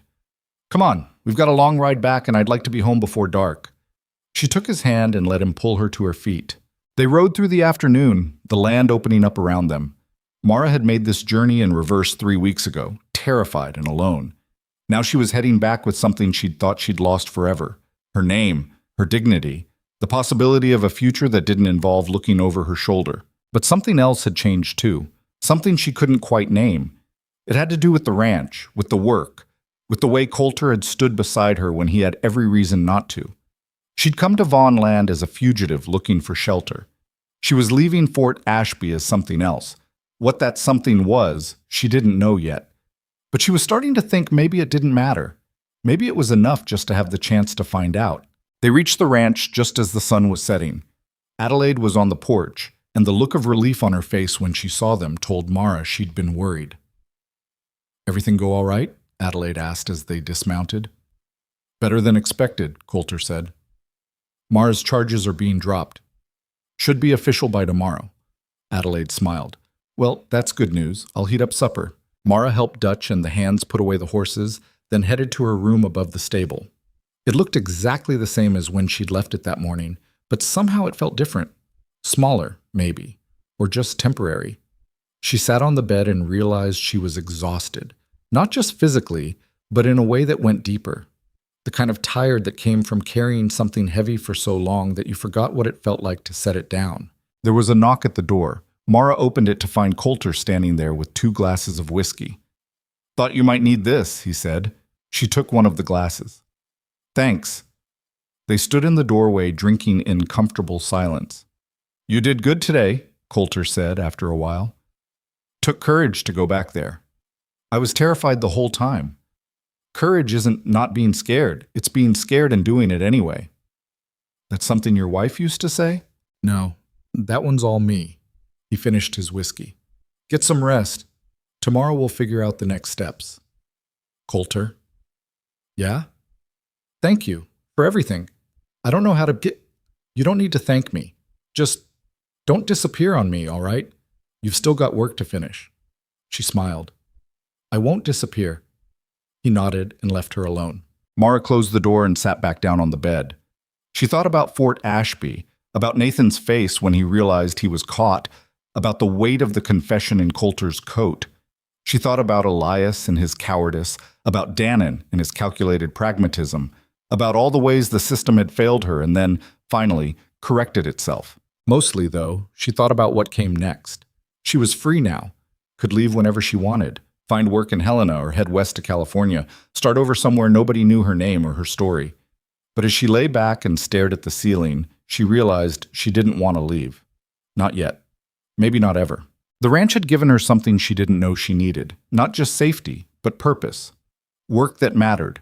People who respected her. A man who'd stood beside her when the whole world was against her and hadn't asked for anything in return. She didn't know what that meant. Didn't know if it was gratitude or something more complicated. But she knew she wasn't ready to walk away from it. Tomorrow she'd go back to the books. Fix the accounts, organize the records, do the job Coulter had hired her for. And after that, well, she'd figure it out. One day at a time, the way Adelaide had taught her, the way Coulter lived his life. For the first time in weeks, Mara fell asleep without the revolver in her hand. The wire from Dannon came the next afternoon, short and official, charges dropped, warrant withdrawn. Mara Vane cleared of all accusations. Coulter read it aloud in the office, then handed it to her. "It's done," he said. Mara stared at the paper. 10 words that gave her back her life.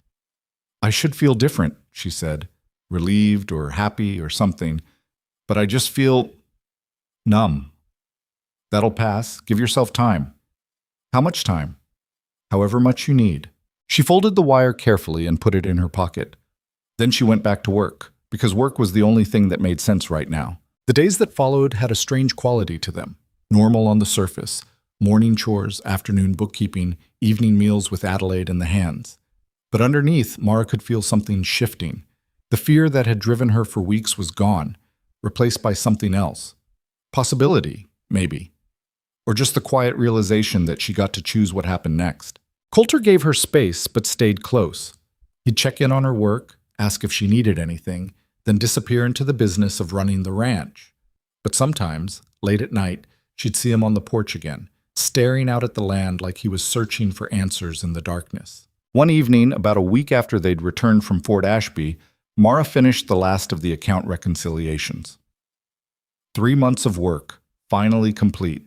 Every transaction recorded, every discrepancy resolved, every number balanced. She found Coulter in his study and handed him the final ledger. "It's done," she said. "Your books are clean." He looked through the pages, nodding slowly. "Good work. Better than I expected, actually." "Is that a compliment?" "It's a fact. You've got a head for this. Better than anyone I've hired before." "So what now? I've finished what you hired me for." Coulter set down the ledger. "That depends. What do you want?" It was the question she'd been asking herself for days. What did she want? A month ago, the answer would have been simple: safety, survival, a place to hide. But now those things weren't enough. "I want to stay," she said. "If you'll have me. Not as temporary help, but as something permanent. I'm good at this work, and I think I could be useful to you, really useful." "You're already useful." "I mean beyond bookkeeping. You said it yourself. You've got business interests all over the territory. Land deals, contracts, partnerships. You need someone who can manage that, someone you can trust. I can be that person." Coulter studied her. "This isn't about gratitude, is it? You staying because you feel like you owe me?" "No. I'm staying because I want to. Because I've spent my whole life being invisible, being expendable, and here, I'm not. You see me.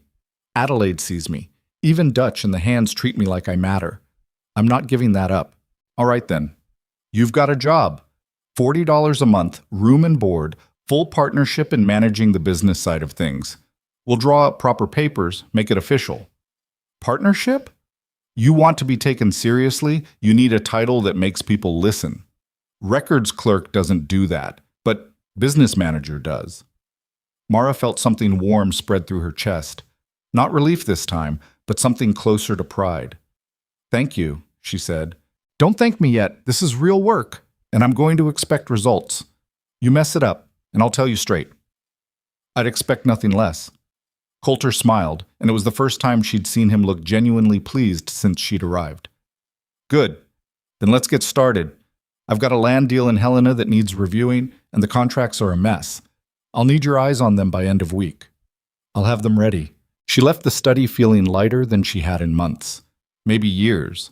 She had a job, a real one, with a future attached to it. She had a place where people respected her work and valued her presence. She had, for the first time since she could remember, a reason to stay somewhere instead of run. That night, Adelaide made a special dinner: roast beef and potatoes, fresh bread, apple pie for dessert. The hands ate in the bunkhouse like usual, but Coulter invited Mara to eat with him and Adelaide in the main house. "To new beginnings," Adelaide said, raising her glass. They clinked glasses and ate, and for a while the conversation was light. Ranch business, weather predictions, which hands were shaping up and which needed watching. Normal things, easy things. But after Adelaide excused herself to clean up, Coulter poured more whiskey and said, "Can I ask you something?" "Go ahead."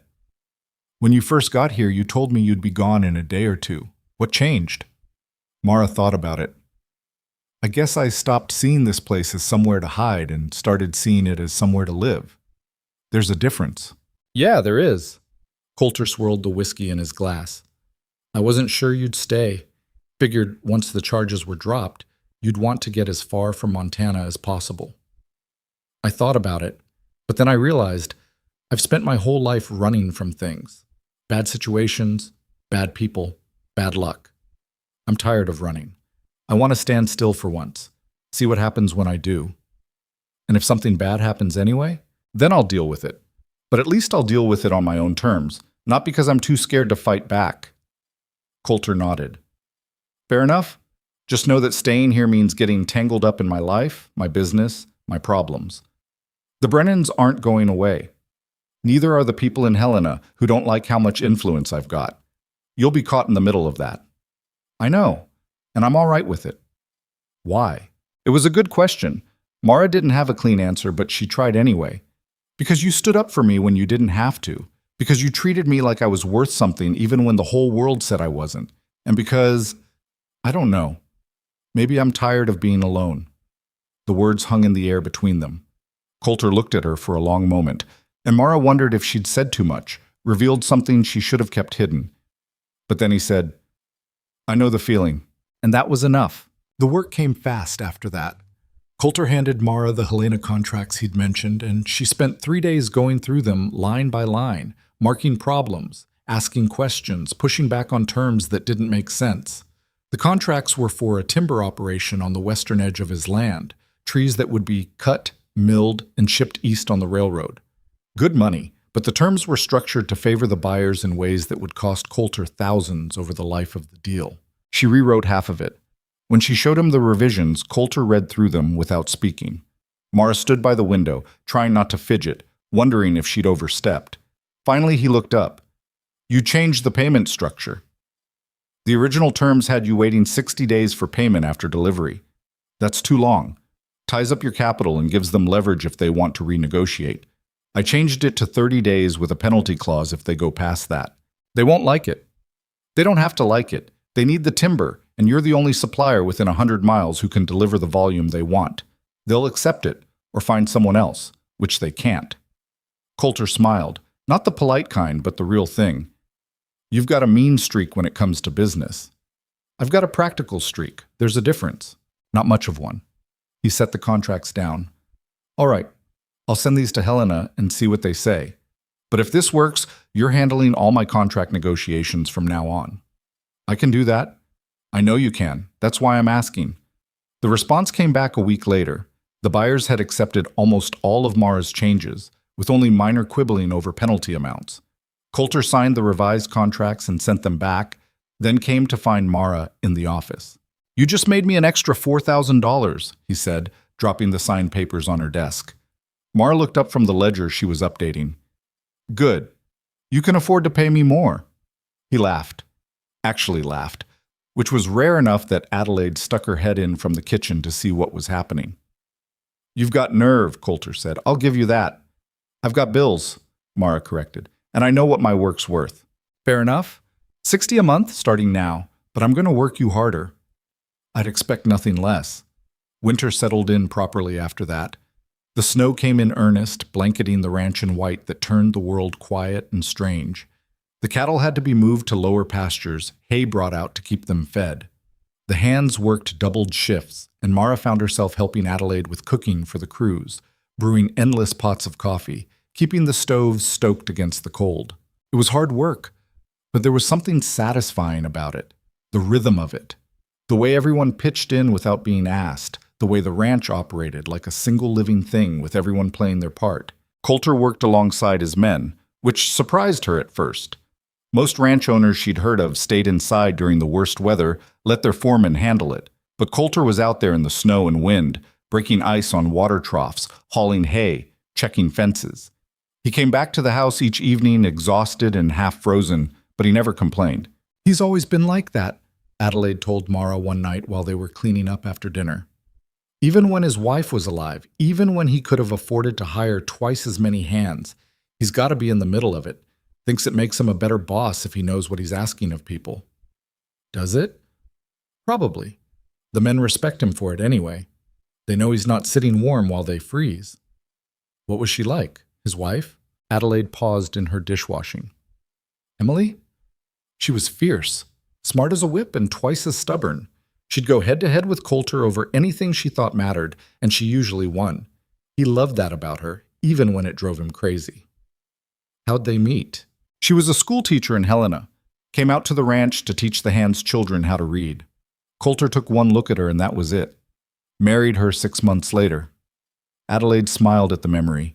She told him on their wedding day that she'd never be the kind of wife who sat home and looked pretty. Said if he wanted that, he'd married the wrong woman. "What did he say?" "He said he knew exactly what he was getting into, and he wouldn't have it any other way."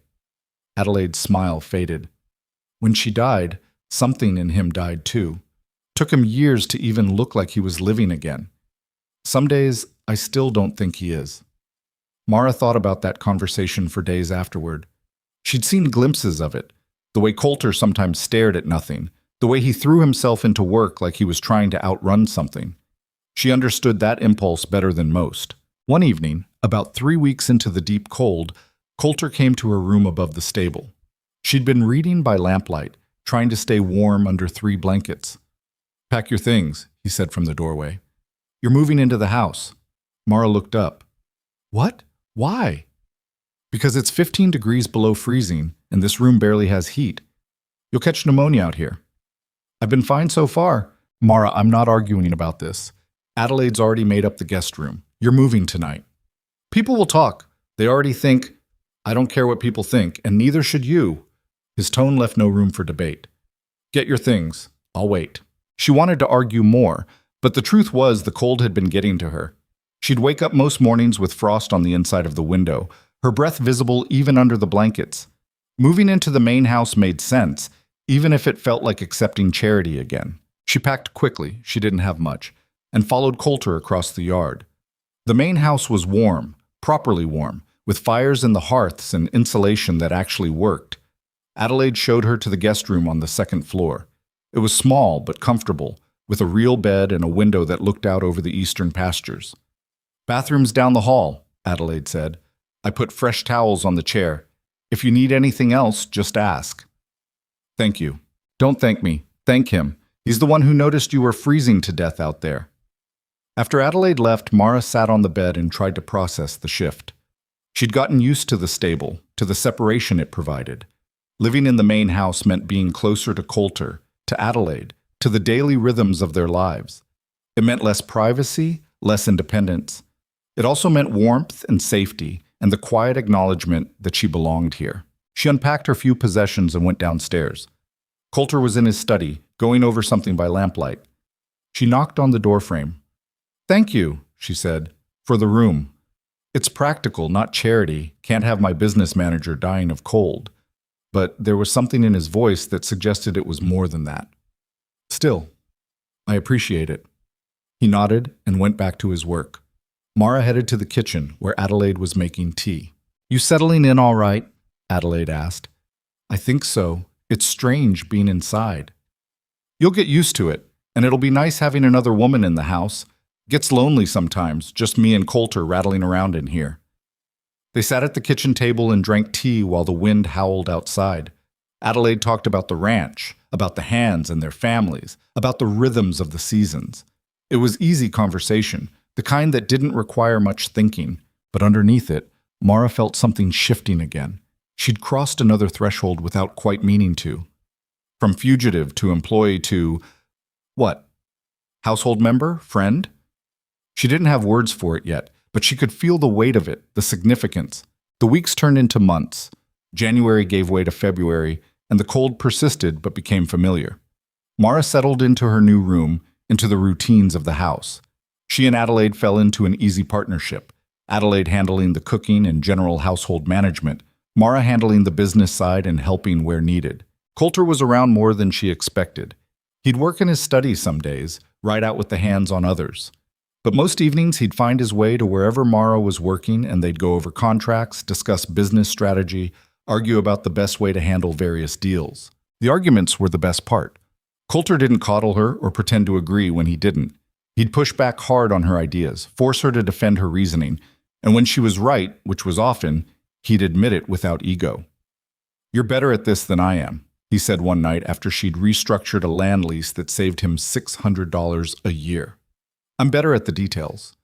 You're better at the big picture. We make a good team then." "Yeah, we do." It was a simple exchange, but it stuck with Mara. They did make a good team. She'd never had that before. Someone who trusted her judgment, who valued her input, who treated her like an equal partner instead of an assistant. She was still thinking about it a few days later when Dutch came to find her in the office. "Got a problem," he said without preamble. "Brennan's boys have been cutting our fence line up north. Found 3 sections down this morning, and some of our cattle wandered onto his land." "How many cattle?" "Maybe 20 head. Not a huge loss, but it's the principle. He's testing us again." Mara set down her pen. "Where's Coulter?" "Riding the south pasture with Webb. Won't be back till tonight." "Then I'll handle it." Dutch raised an eyebrow. You sure about that? I'm the business manager, aren't I? Business includes keeping other ranchers from stealing our cattle. This might require more than business talk. Then it's good I've been practicing my shooting. Dutch grinned. All right then, saddle up. We leave in 10 minutes. Mara changed into riding clothes and strapped on the revolver she'd gotten comfortable wearing. It felt natural now, the weight of it. Not something she carried out of fear, but out of preparedness. They rode north with two of the hands, Carson and a newer man named Riley. The fence line was exactly as Dutch had described. 3 sections cut clean, the wire pulled back to create wide gaps. Fresh tracks showed cattle moving through, heading toward Brennan land. Deliberate, Dutch said, examining the cuts. These weren't broken by animals. Someone did this with wire cutters. Can we prove it was Brennan's people? Not unless we caught them doing it, but everyone knows who it was. Mara looked across the boundary toward Brennan's ranch. She could see buildings in the distance, smoke rising from chimneys.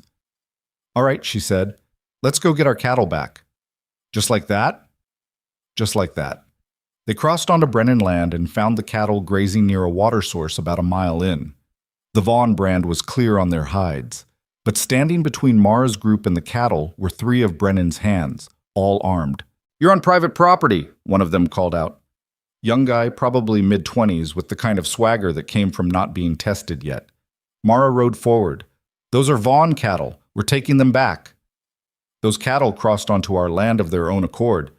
That makes them ours. They crossed because someone cut our fence. That makes them stolen. Got proof of that? Got proof they didn't? Mara kept her voice level, the way she'd heard Coulter do. No anger, just certainty. We can stand here and argue about it, or you can step aside and let us collect what's ours. Either way, those cattle are coming with us. The young hand looked uncertain. His companions shifted in their saddles, hands moving toward their guns. Dutch moved his horse up beside Mara's. Boys, we don't want trouble, but we're not leaving without those cattle. Now you can explain to Mr. Brennan why you let us take them, or you can explain why you started a range war over 20 head that don't belong to you anyway. Your choice. For a long moment, nobody moved. Mara's hand rested near her revolver, not on it, but close enough. She could feel her heart pounding, but kept her expression calm. Then one of the older Brennan hands, a man Mara vaguely recognized from town, said, "Let them take the cattle. This isn't worth dying over." The young hand looked like he wanted to argue, but his companions were already backing their horses away. "This isn't over," the young one said. "Never thought it was," Mara replied. Dutch and the hands rounded up the cattle while Mara stayed mounted, watching the Brennan men. They didn't interfere, just watched with resentment clear on their faces. The ride back was tense. Mara kept expecting someone to come after them, but no one did. By the time they got the cattle back across the boundary and started repairing the fence, the sun was setting. "Not bad," Dutch said as they worked. "You handled yourself well back there." "I was terrified the whole time." "Couldn't tell. That's what matters." They finished the fence repairs and rode back to the ranch. Coulter was waiting in the yard, and from his expression, he'd already heard what happened. "You went on to Brennan land," he said to Mara. "Not a question."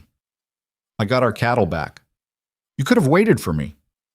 "The cattle were being stolen. I wasn't going to wait." Coulter looked at Dutch, who nodded confirmation, then back to Mara. "You're either very brave or very stupid," he said. "I haven't decided which." "Can't it be both?" Despite himself, Coulter smiled. "Go clean up. We'll talk about this after dinner." But when dinner came, he didn't bring it up. Just asked Dutch for details, nodded at the answers, and moved on to other ranch business.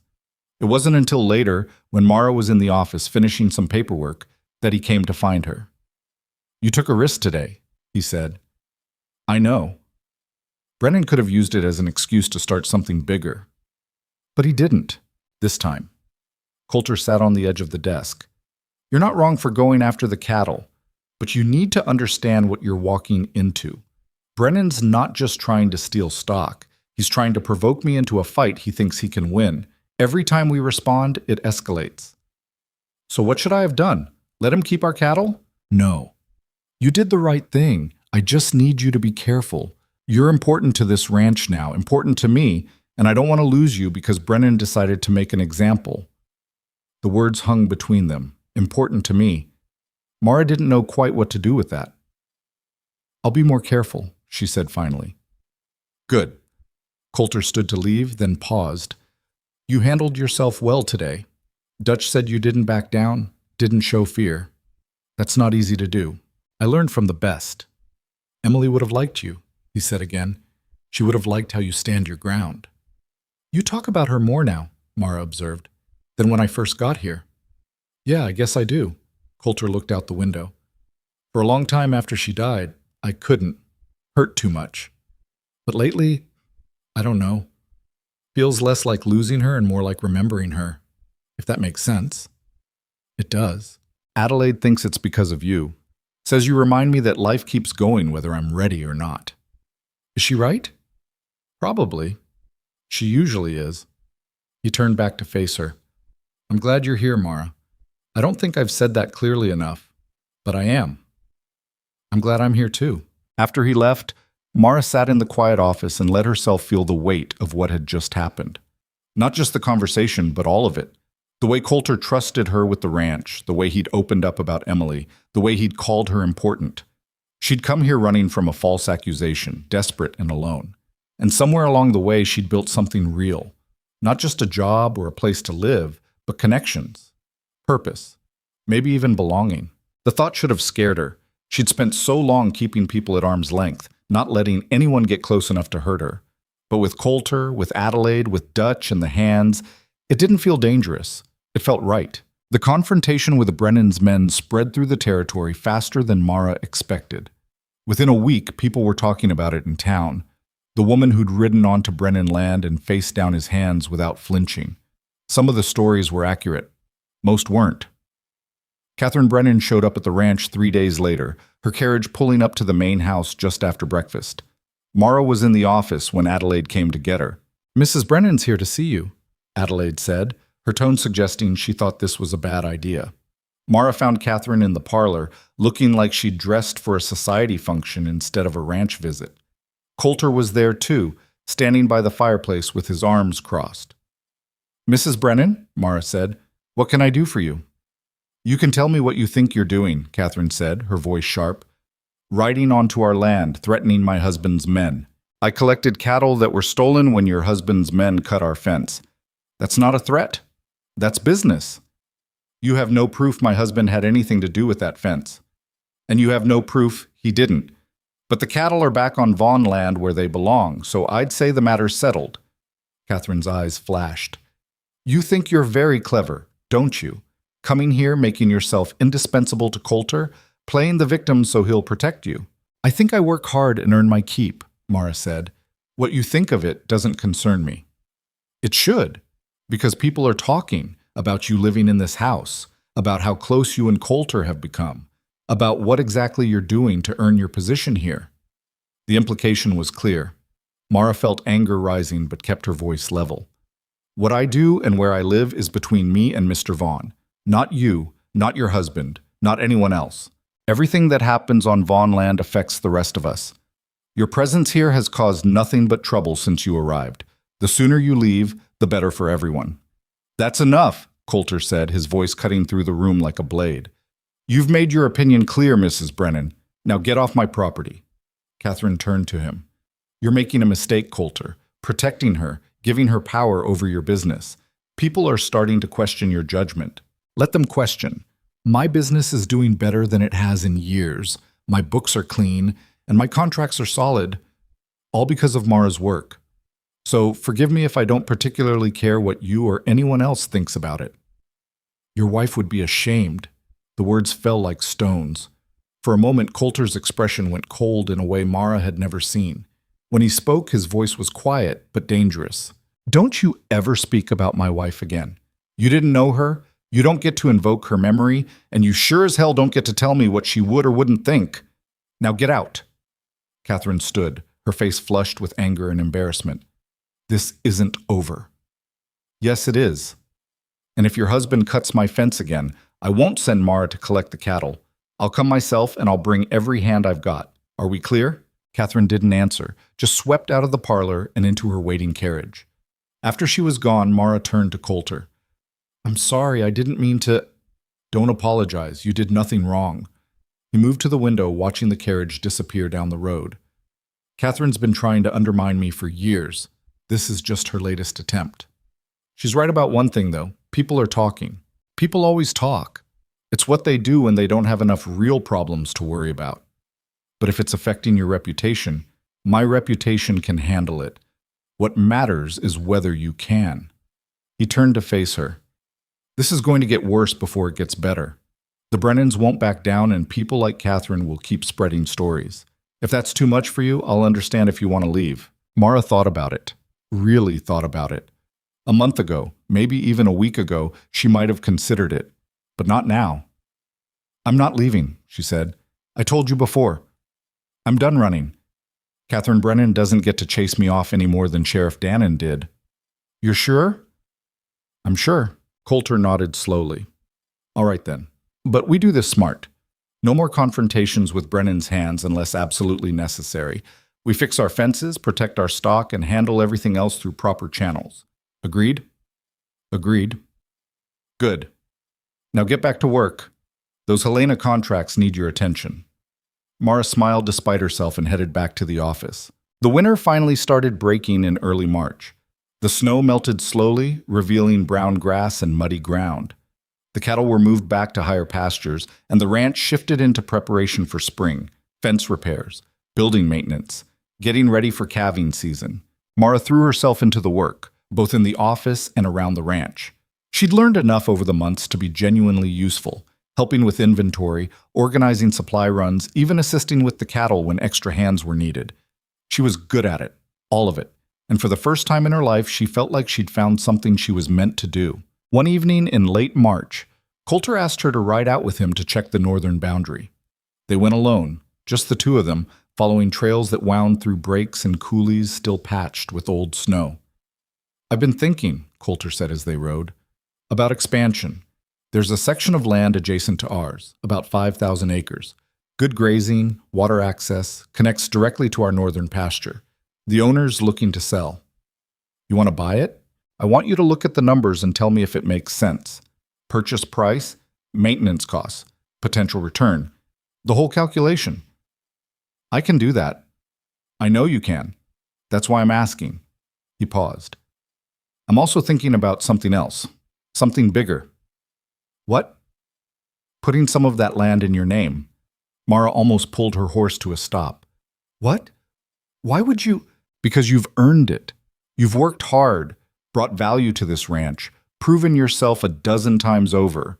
And because I want you to have something that's yours. Not a salary, not a room in my house, but actual property. Something nobody can take away. Coulter, I can't accept. It's not a gift. It's a business decision. You become a partner in the ranch, an actual stakeholder. Your name on the deed means legal standing, means protection if anything happens to me, means you're building something for yourself, not just working for someone else. Mara didn't know what to say. The offer was staggering, more than she'd ever imagined. Land meant security, meant future, meant a foundation she could build a life on. I need to think about it, she said finally. Take your time, but know that the offer's genuine.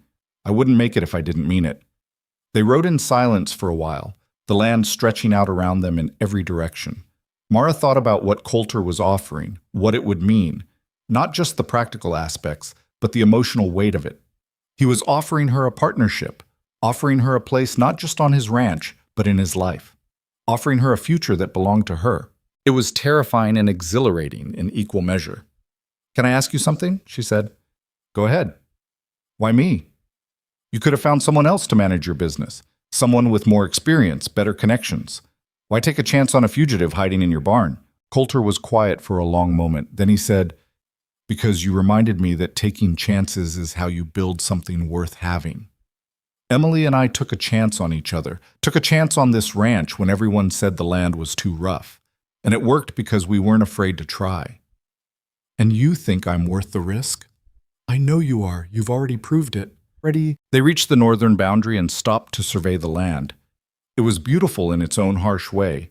Rolling hills, scrub grass, a creek cutting through the middle. Good country for cattle, like Coulter had said. I'll look at the numbers, Mara said, and I'll think about your offer. But Coulter, thank you. For everything.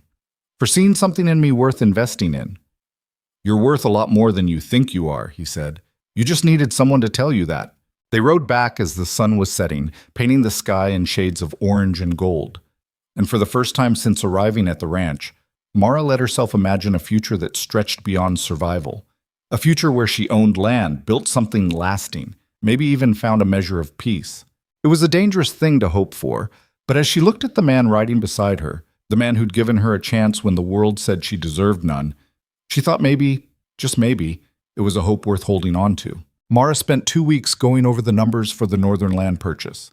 The math was complicated. Purchase price, projected grazing capacity, water rights, maintenance costs, potential revenue from increased herd size.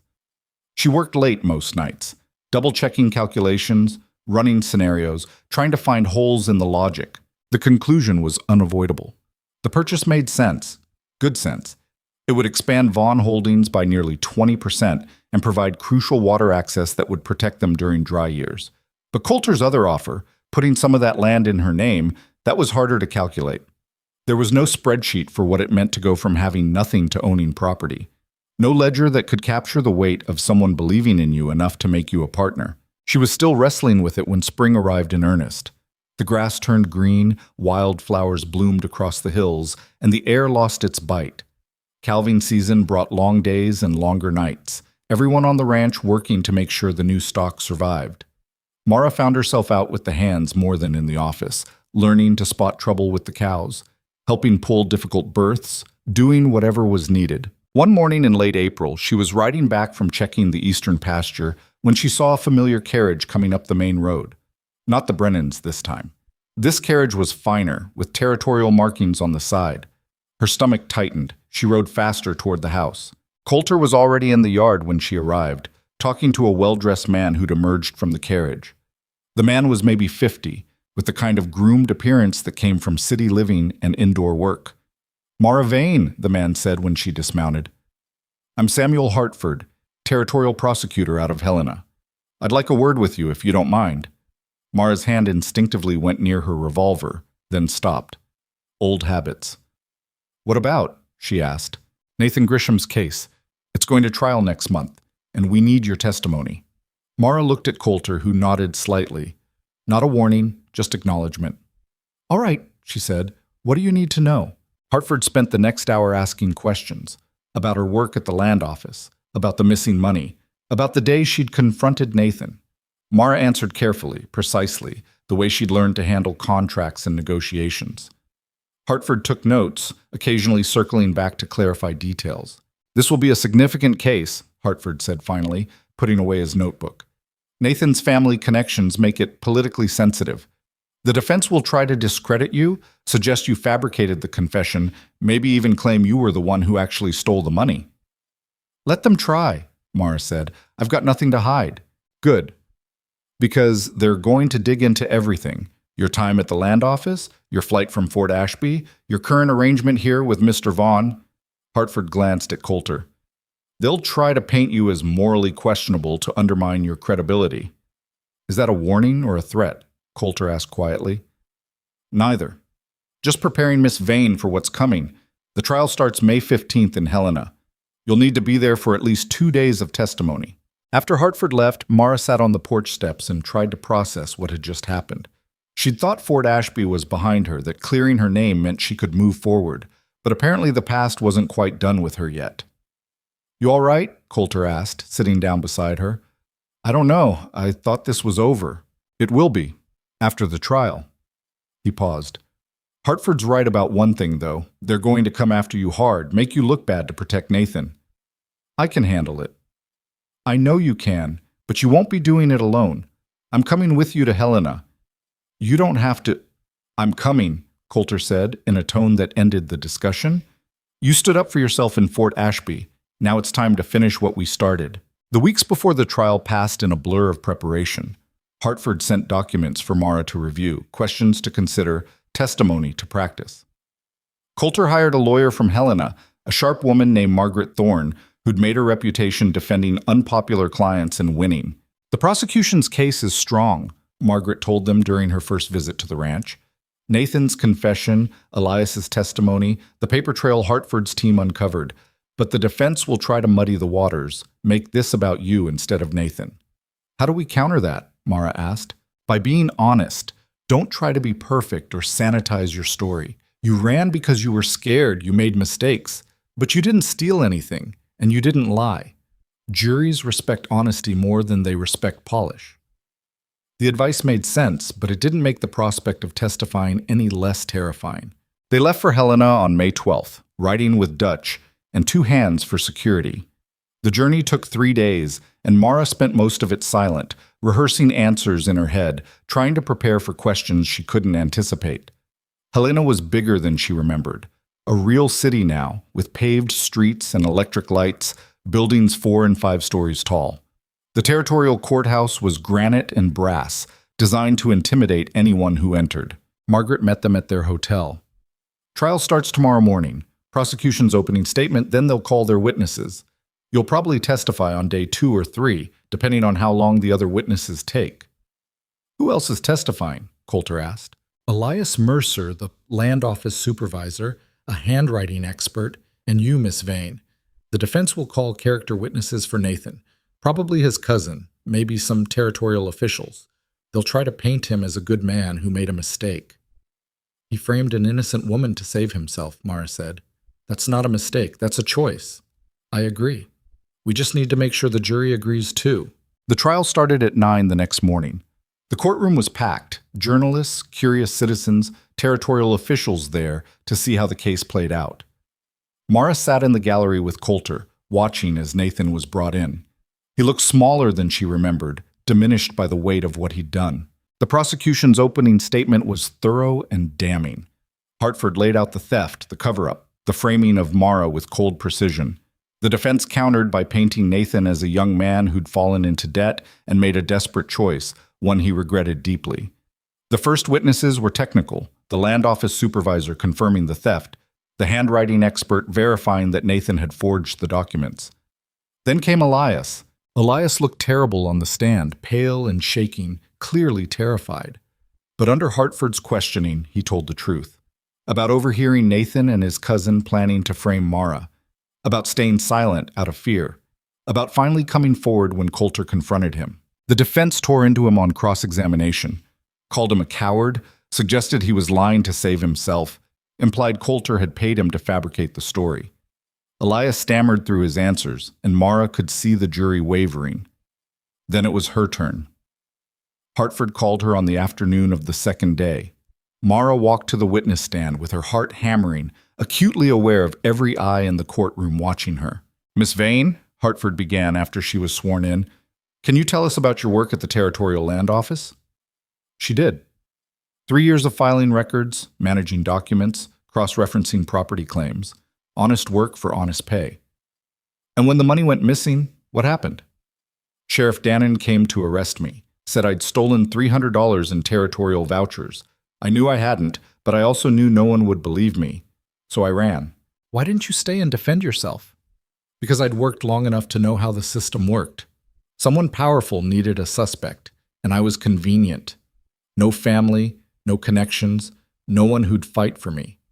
I'd have been convicted before I ever saw a courtroom. Hartford walked her through the weeks of running, the arrival at Vaughn Ranch, the eventual confrontation with Nathan.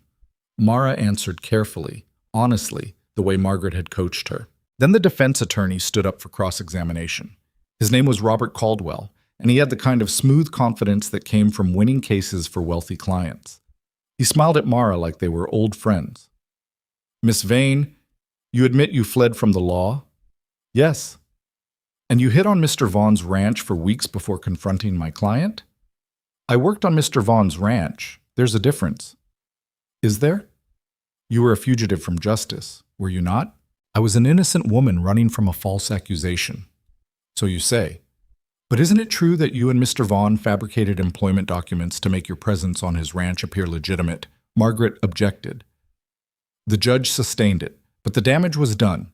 The jury had heard the implication. Caldwell kept pushing, asked about her relationship with Coulter, suggested there was something improper about it, asked why she'd waited so long to confront Nathan if she was really innocent. twisted every answer to make her look calculating and dishonest. Mara felt herself getting angry, but forced it down. Margaret had warned her about this. Don't get defensive. Stay calm. Tell the truth and let the jury decide. Mr. Caldwell, she said finally, her voice steady, you can imply whatever you want about my character. But the facts are simple. Your client stole money, forged documents, and framed me to protect himself. He confessed to it in writing.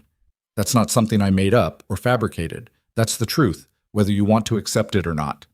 Caldwell tried to interrupt, but Mara kept going. I spent 3 weeks running for my life because of what he did. I lost my job, my reputation, everything I'd worked for.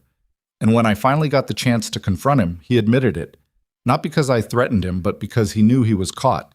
So you can attack me all you want, but it won't change what happened. The courtroom was silent when she finished. Caldwell looked like he wanted to say more, but instead he just said, no further questions.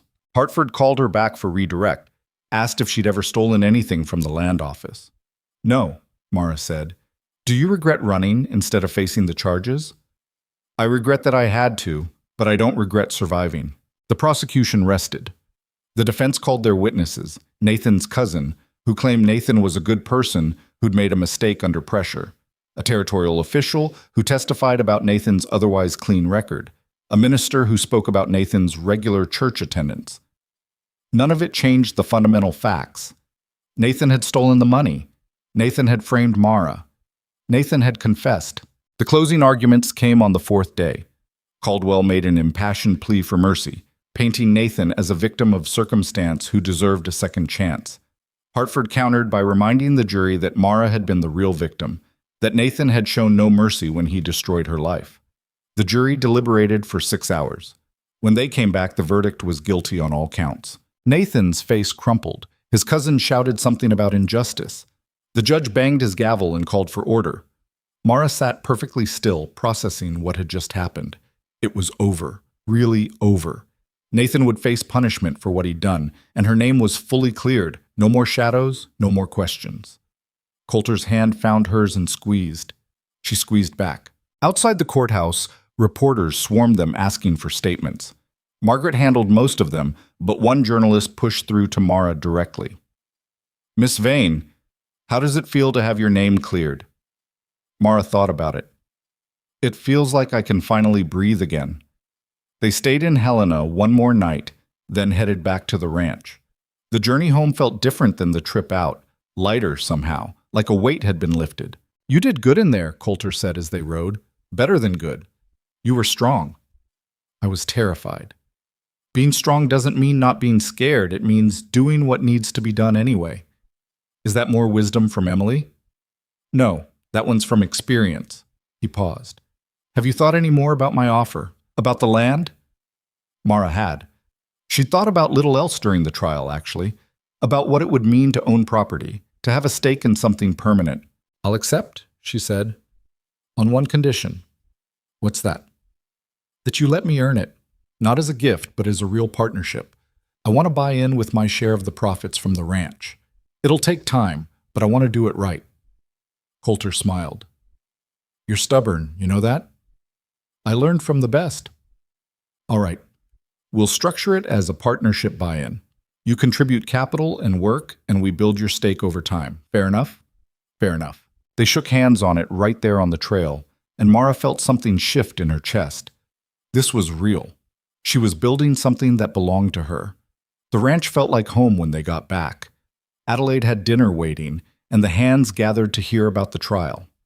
Mara told the story while everyone ate, leaving out the parts that were too painful, focusing on the victory. To justice, Dutch said, raising his glass. To new beginnings, Adelaide added. They drank and ate and celebrated, and for the first time in her life, Mara felt like she was exactly where she was supposed to be. The summer passed in a blur of work and growth. The northern land purchase went through, and Mara spent weeks surveying it with Coulter, planning how to use it effectively. They brought in new cattle, hired 2 more hands, expanded operations. The ranch prospered. Mara's contracts brought in better terms across the board, and her management of the business side freed Coulter to focus on the land itself. They made a formidable team, his instinct and experience combined with her precision and strategic thinking. But something else was growing too. something neither of them talked about but both could feel. The way Coulter's hand would linger when he helped her dismount. The way Mara found excuses to work late in his study, just to be near him. The way Adelaide watched them both with knowing eyes. It came to a head one evening in August. They were going over fence line maps in the study, planning the winter pasture rotation, when Coulter suddenly set down his pen. "Mara, I need to say something." She looked up. "All right." "This partnership we've built, it's the best thing that's happened to this ranch in years. Maybe ever. You've brought order to the business, strength to the operation. You've made everything better. Thank you. But that's not all you've done." He met her eyes. "You've reminded me what it feels like to look forward instead of back, to build something with someone instead of alone, and He stopped, searching for words. "I care about you, more than just as a business partner or a friend, and I think you know that." Mara's heart was pounding. "I know. I don't want to pressure you or make things complicated. If you want to keep this strictly professional, I'll respect that. But I needed you to know how I feel." She'd known, of course, had felt it growing between them for months, but hearing him say it out loud made it real in a way that was both terrifying and exhilarating. "I care about you too," she said quietly, "more than I probably should.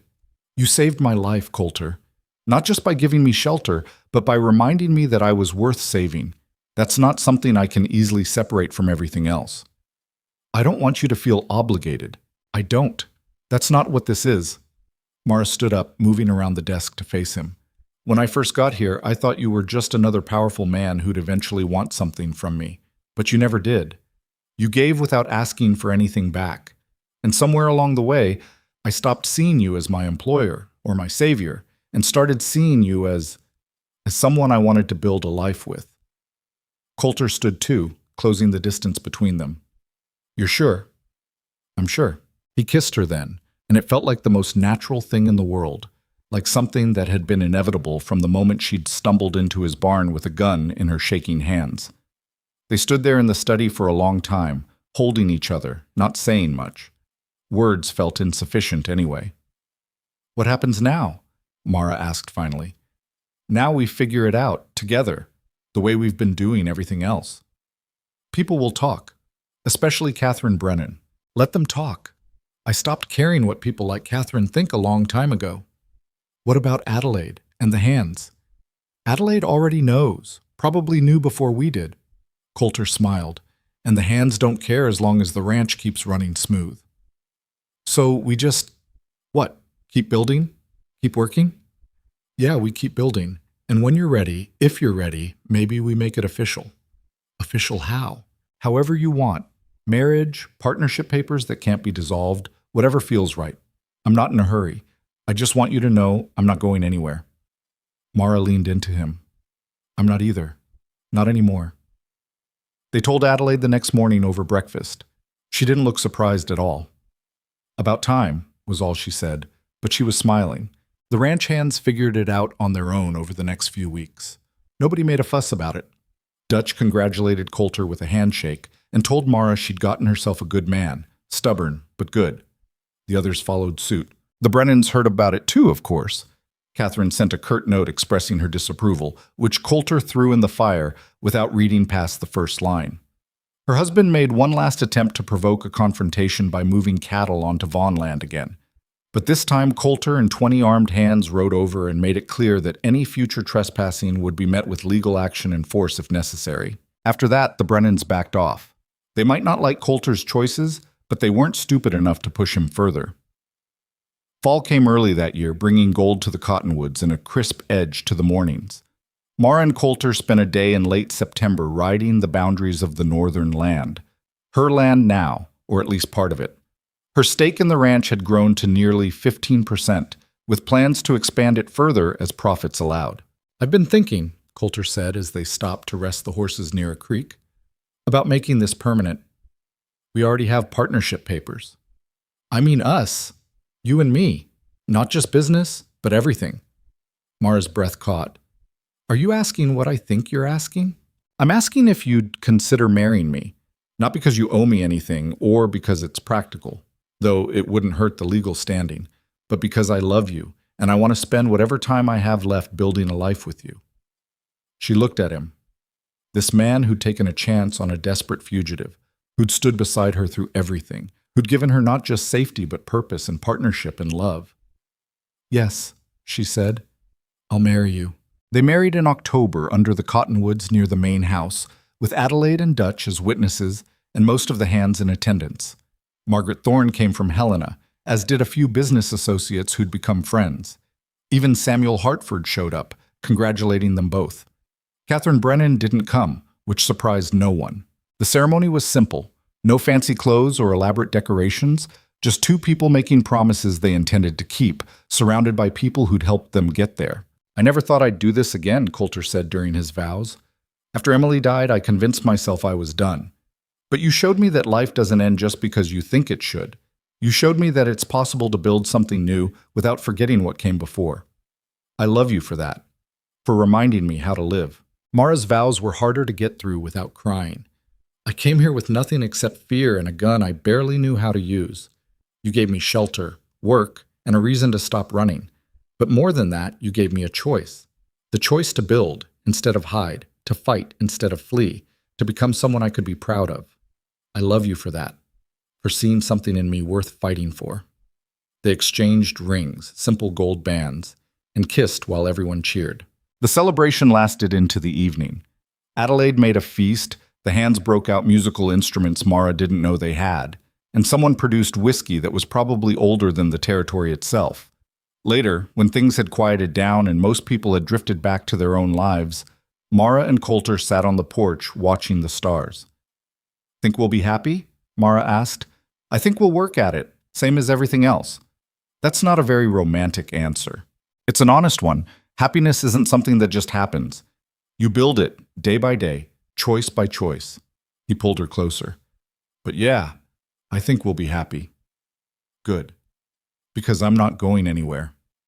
"Neither am I." They sat there for a long time, listening to the sounds of the ranch settling down for the night. Somewhere in the distance, cattle lowed. Closer in, one of the hands was singing something off-key but heartfelt. Mara thought about the journey that had brought her here, from the desperate fugitive hiding in a barn to a woman who owned land, managed a successful business, and had just married a man she loved. It seemed impossible when she laid it out like that. Too good to be true. But it wasn't a fairy tale or a miracle. It was just what happened when you stopped running and started building. When you found people who believed in you and believed in them back. When you took the chances that scared you and did the work that mattered. The years that followed proved that building was harder than running, but infinitely more rewarding. The ranch continued to grow. Mara's business acumen brought in contracts and partnerships that expanded their reach across the territory. Coulter's instinct for land and cattle kept the operation solid and sustainable. They fought sometimes, both too stubborn for their own good, both used to being right. But they learned to fight fair, to listen, to compromise when it mattered, and hold firm when it didn't. Adelaide stayed with them until she passed peacefully one winter morning 5 years after the wedding. They buried her near Emily, under the cottonwoods she'd loved. Mara took over running the household, bringing her own touch to it while honoring what Adelaide had built. Dutch eventually retired, turning his duties over to Carson, but he stayed on the ranch in a cabin Coulter built for him, offering advice when asked and stories when he felt like it. The Brennans moved to California after their ranch failed. Catherine never did apologize, but she stopped being Mara's problem. Nathan Grisham served 8 years in territorial prison. Mara heard he'd found work as a clerk again after his release, in a small town where nobody knew his history. She hoped he'd learned something from it all, but she didn't waste time wondering. What mattered was the life she'd built, the ranch that bore her name alongside Coulter's, the respect she'd earned from the hands and the community, the partnership she and Coulter had forged through hard work and harder choices. She'd arrived at Vaughn land with nothing but fear and desperation. She left her mark on every acre of it, in the organized records, the smart contracts, the expansion that turned a successful ranch into a territorial powerhouse. But more than that, she'd found something she didn't know she needed. A home that wasn't just a place, but a life built with intention and care. A love that wasn't about rescue or gratitude, but about two imperfect people choosing each other every day. The frontier had a way of stripping people down to what they were really made of. For Mara, it had revealed that she was stronger than she'd known, braver than she'd believed, and worthy of the things she'd been taught to think were beyond her reach. She'd learned that running only takes you so far, that eventually you have to stand your ground and build something worth defending. That the people who matter aren't the ones who demand perfection, but the ones who see your flaws and choose you anyway. And she'd learned that wealth, real wealth, wasn't measured in acres or cattle or gold. It was measured in the people who stood beside you, the work that gave your life meaning, and the choice to keep building even when it would be easier to quit. Standing on the porch of the ranch house she now co-owned, watching the sun set over land that stretched farther than she could see, Mara understood something fundamental. She hadn't just survived. She'd built a legacy. Not alone, but with a partner who'd believed in her when belief was the rarest commodity in the territory. And that, more than any verdict or cleared name or legal document, was what freedom really meant.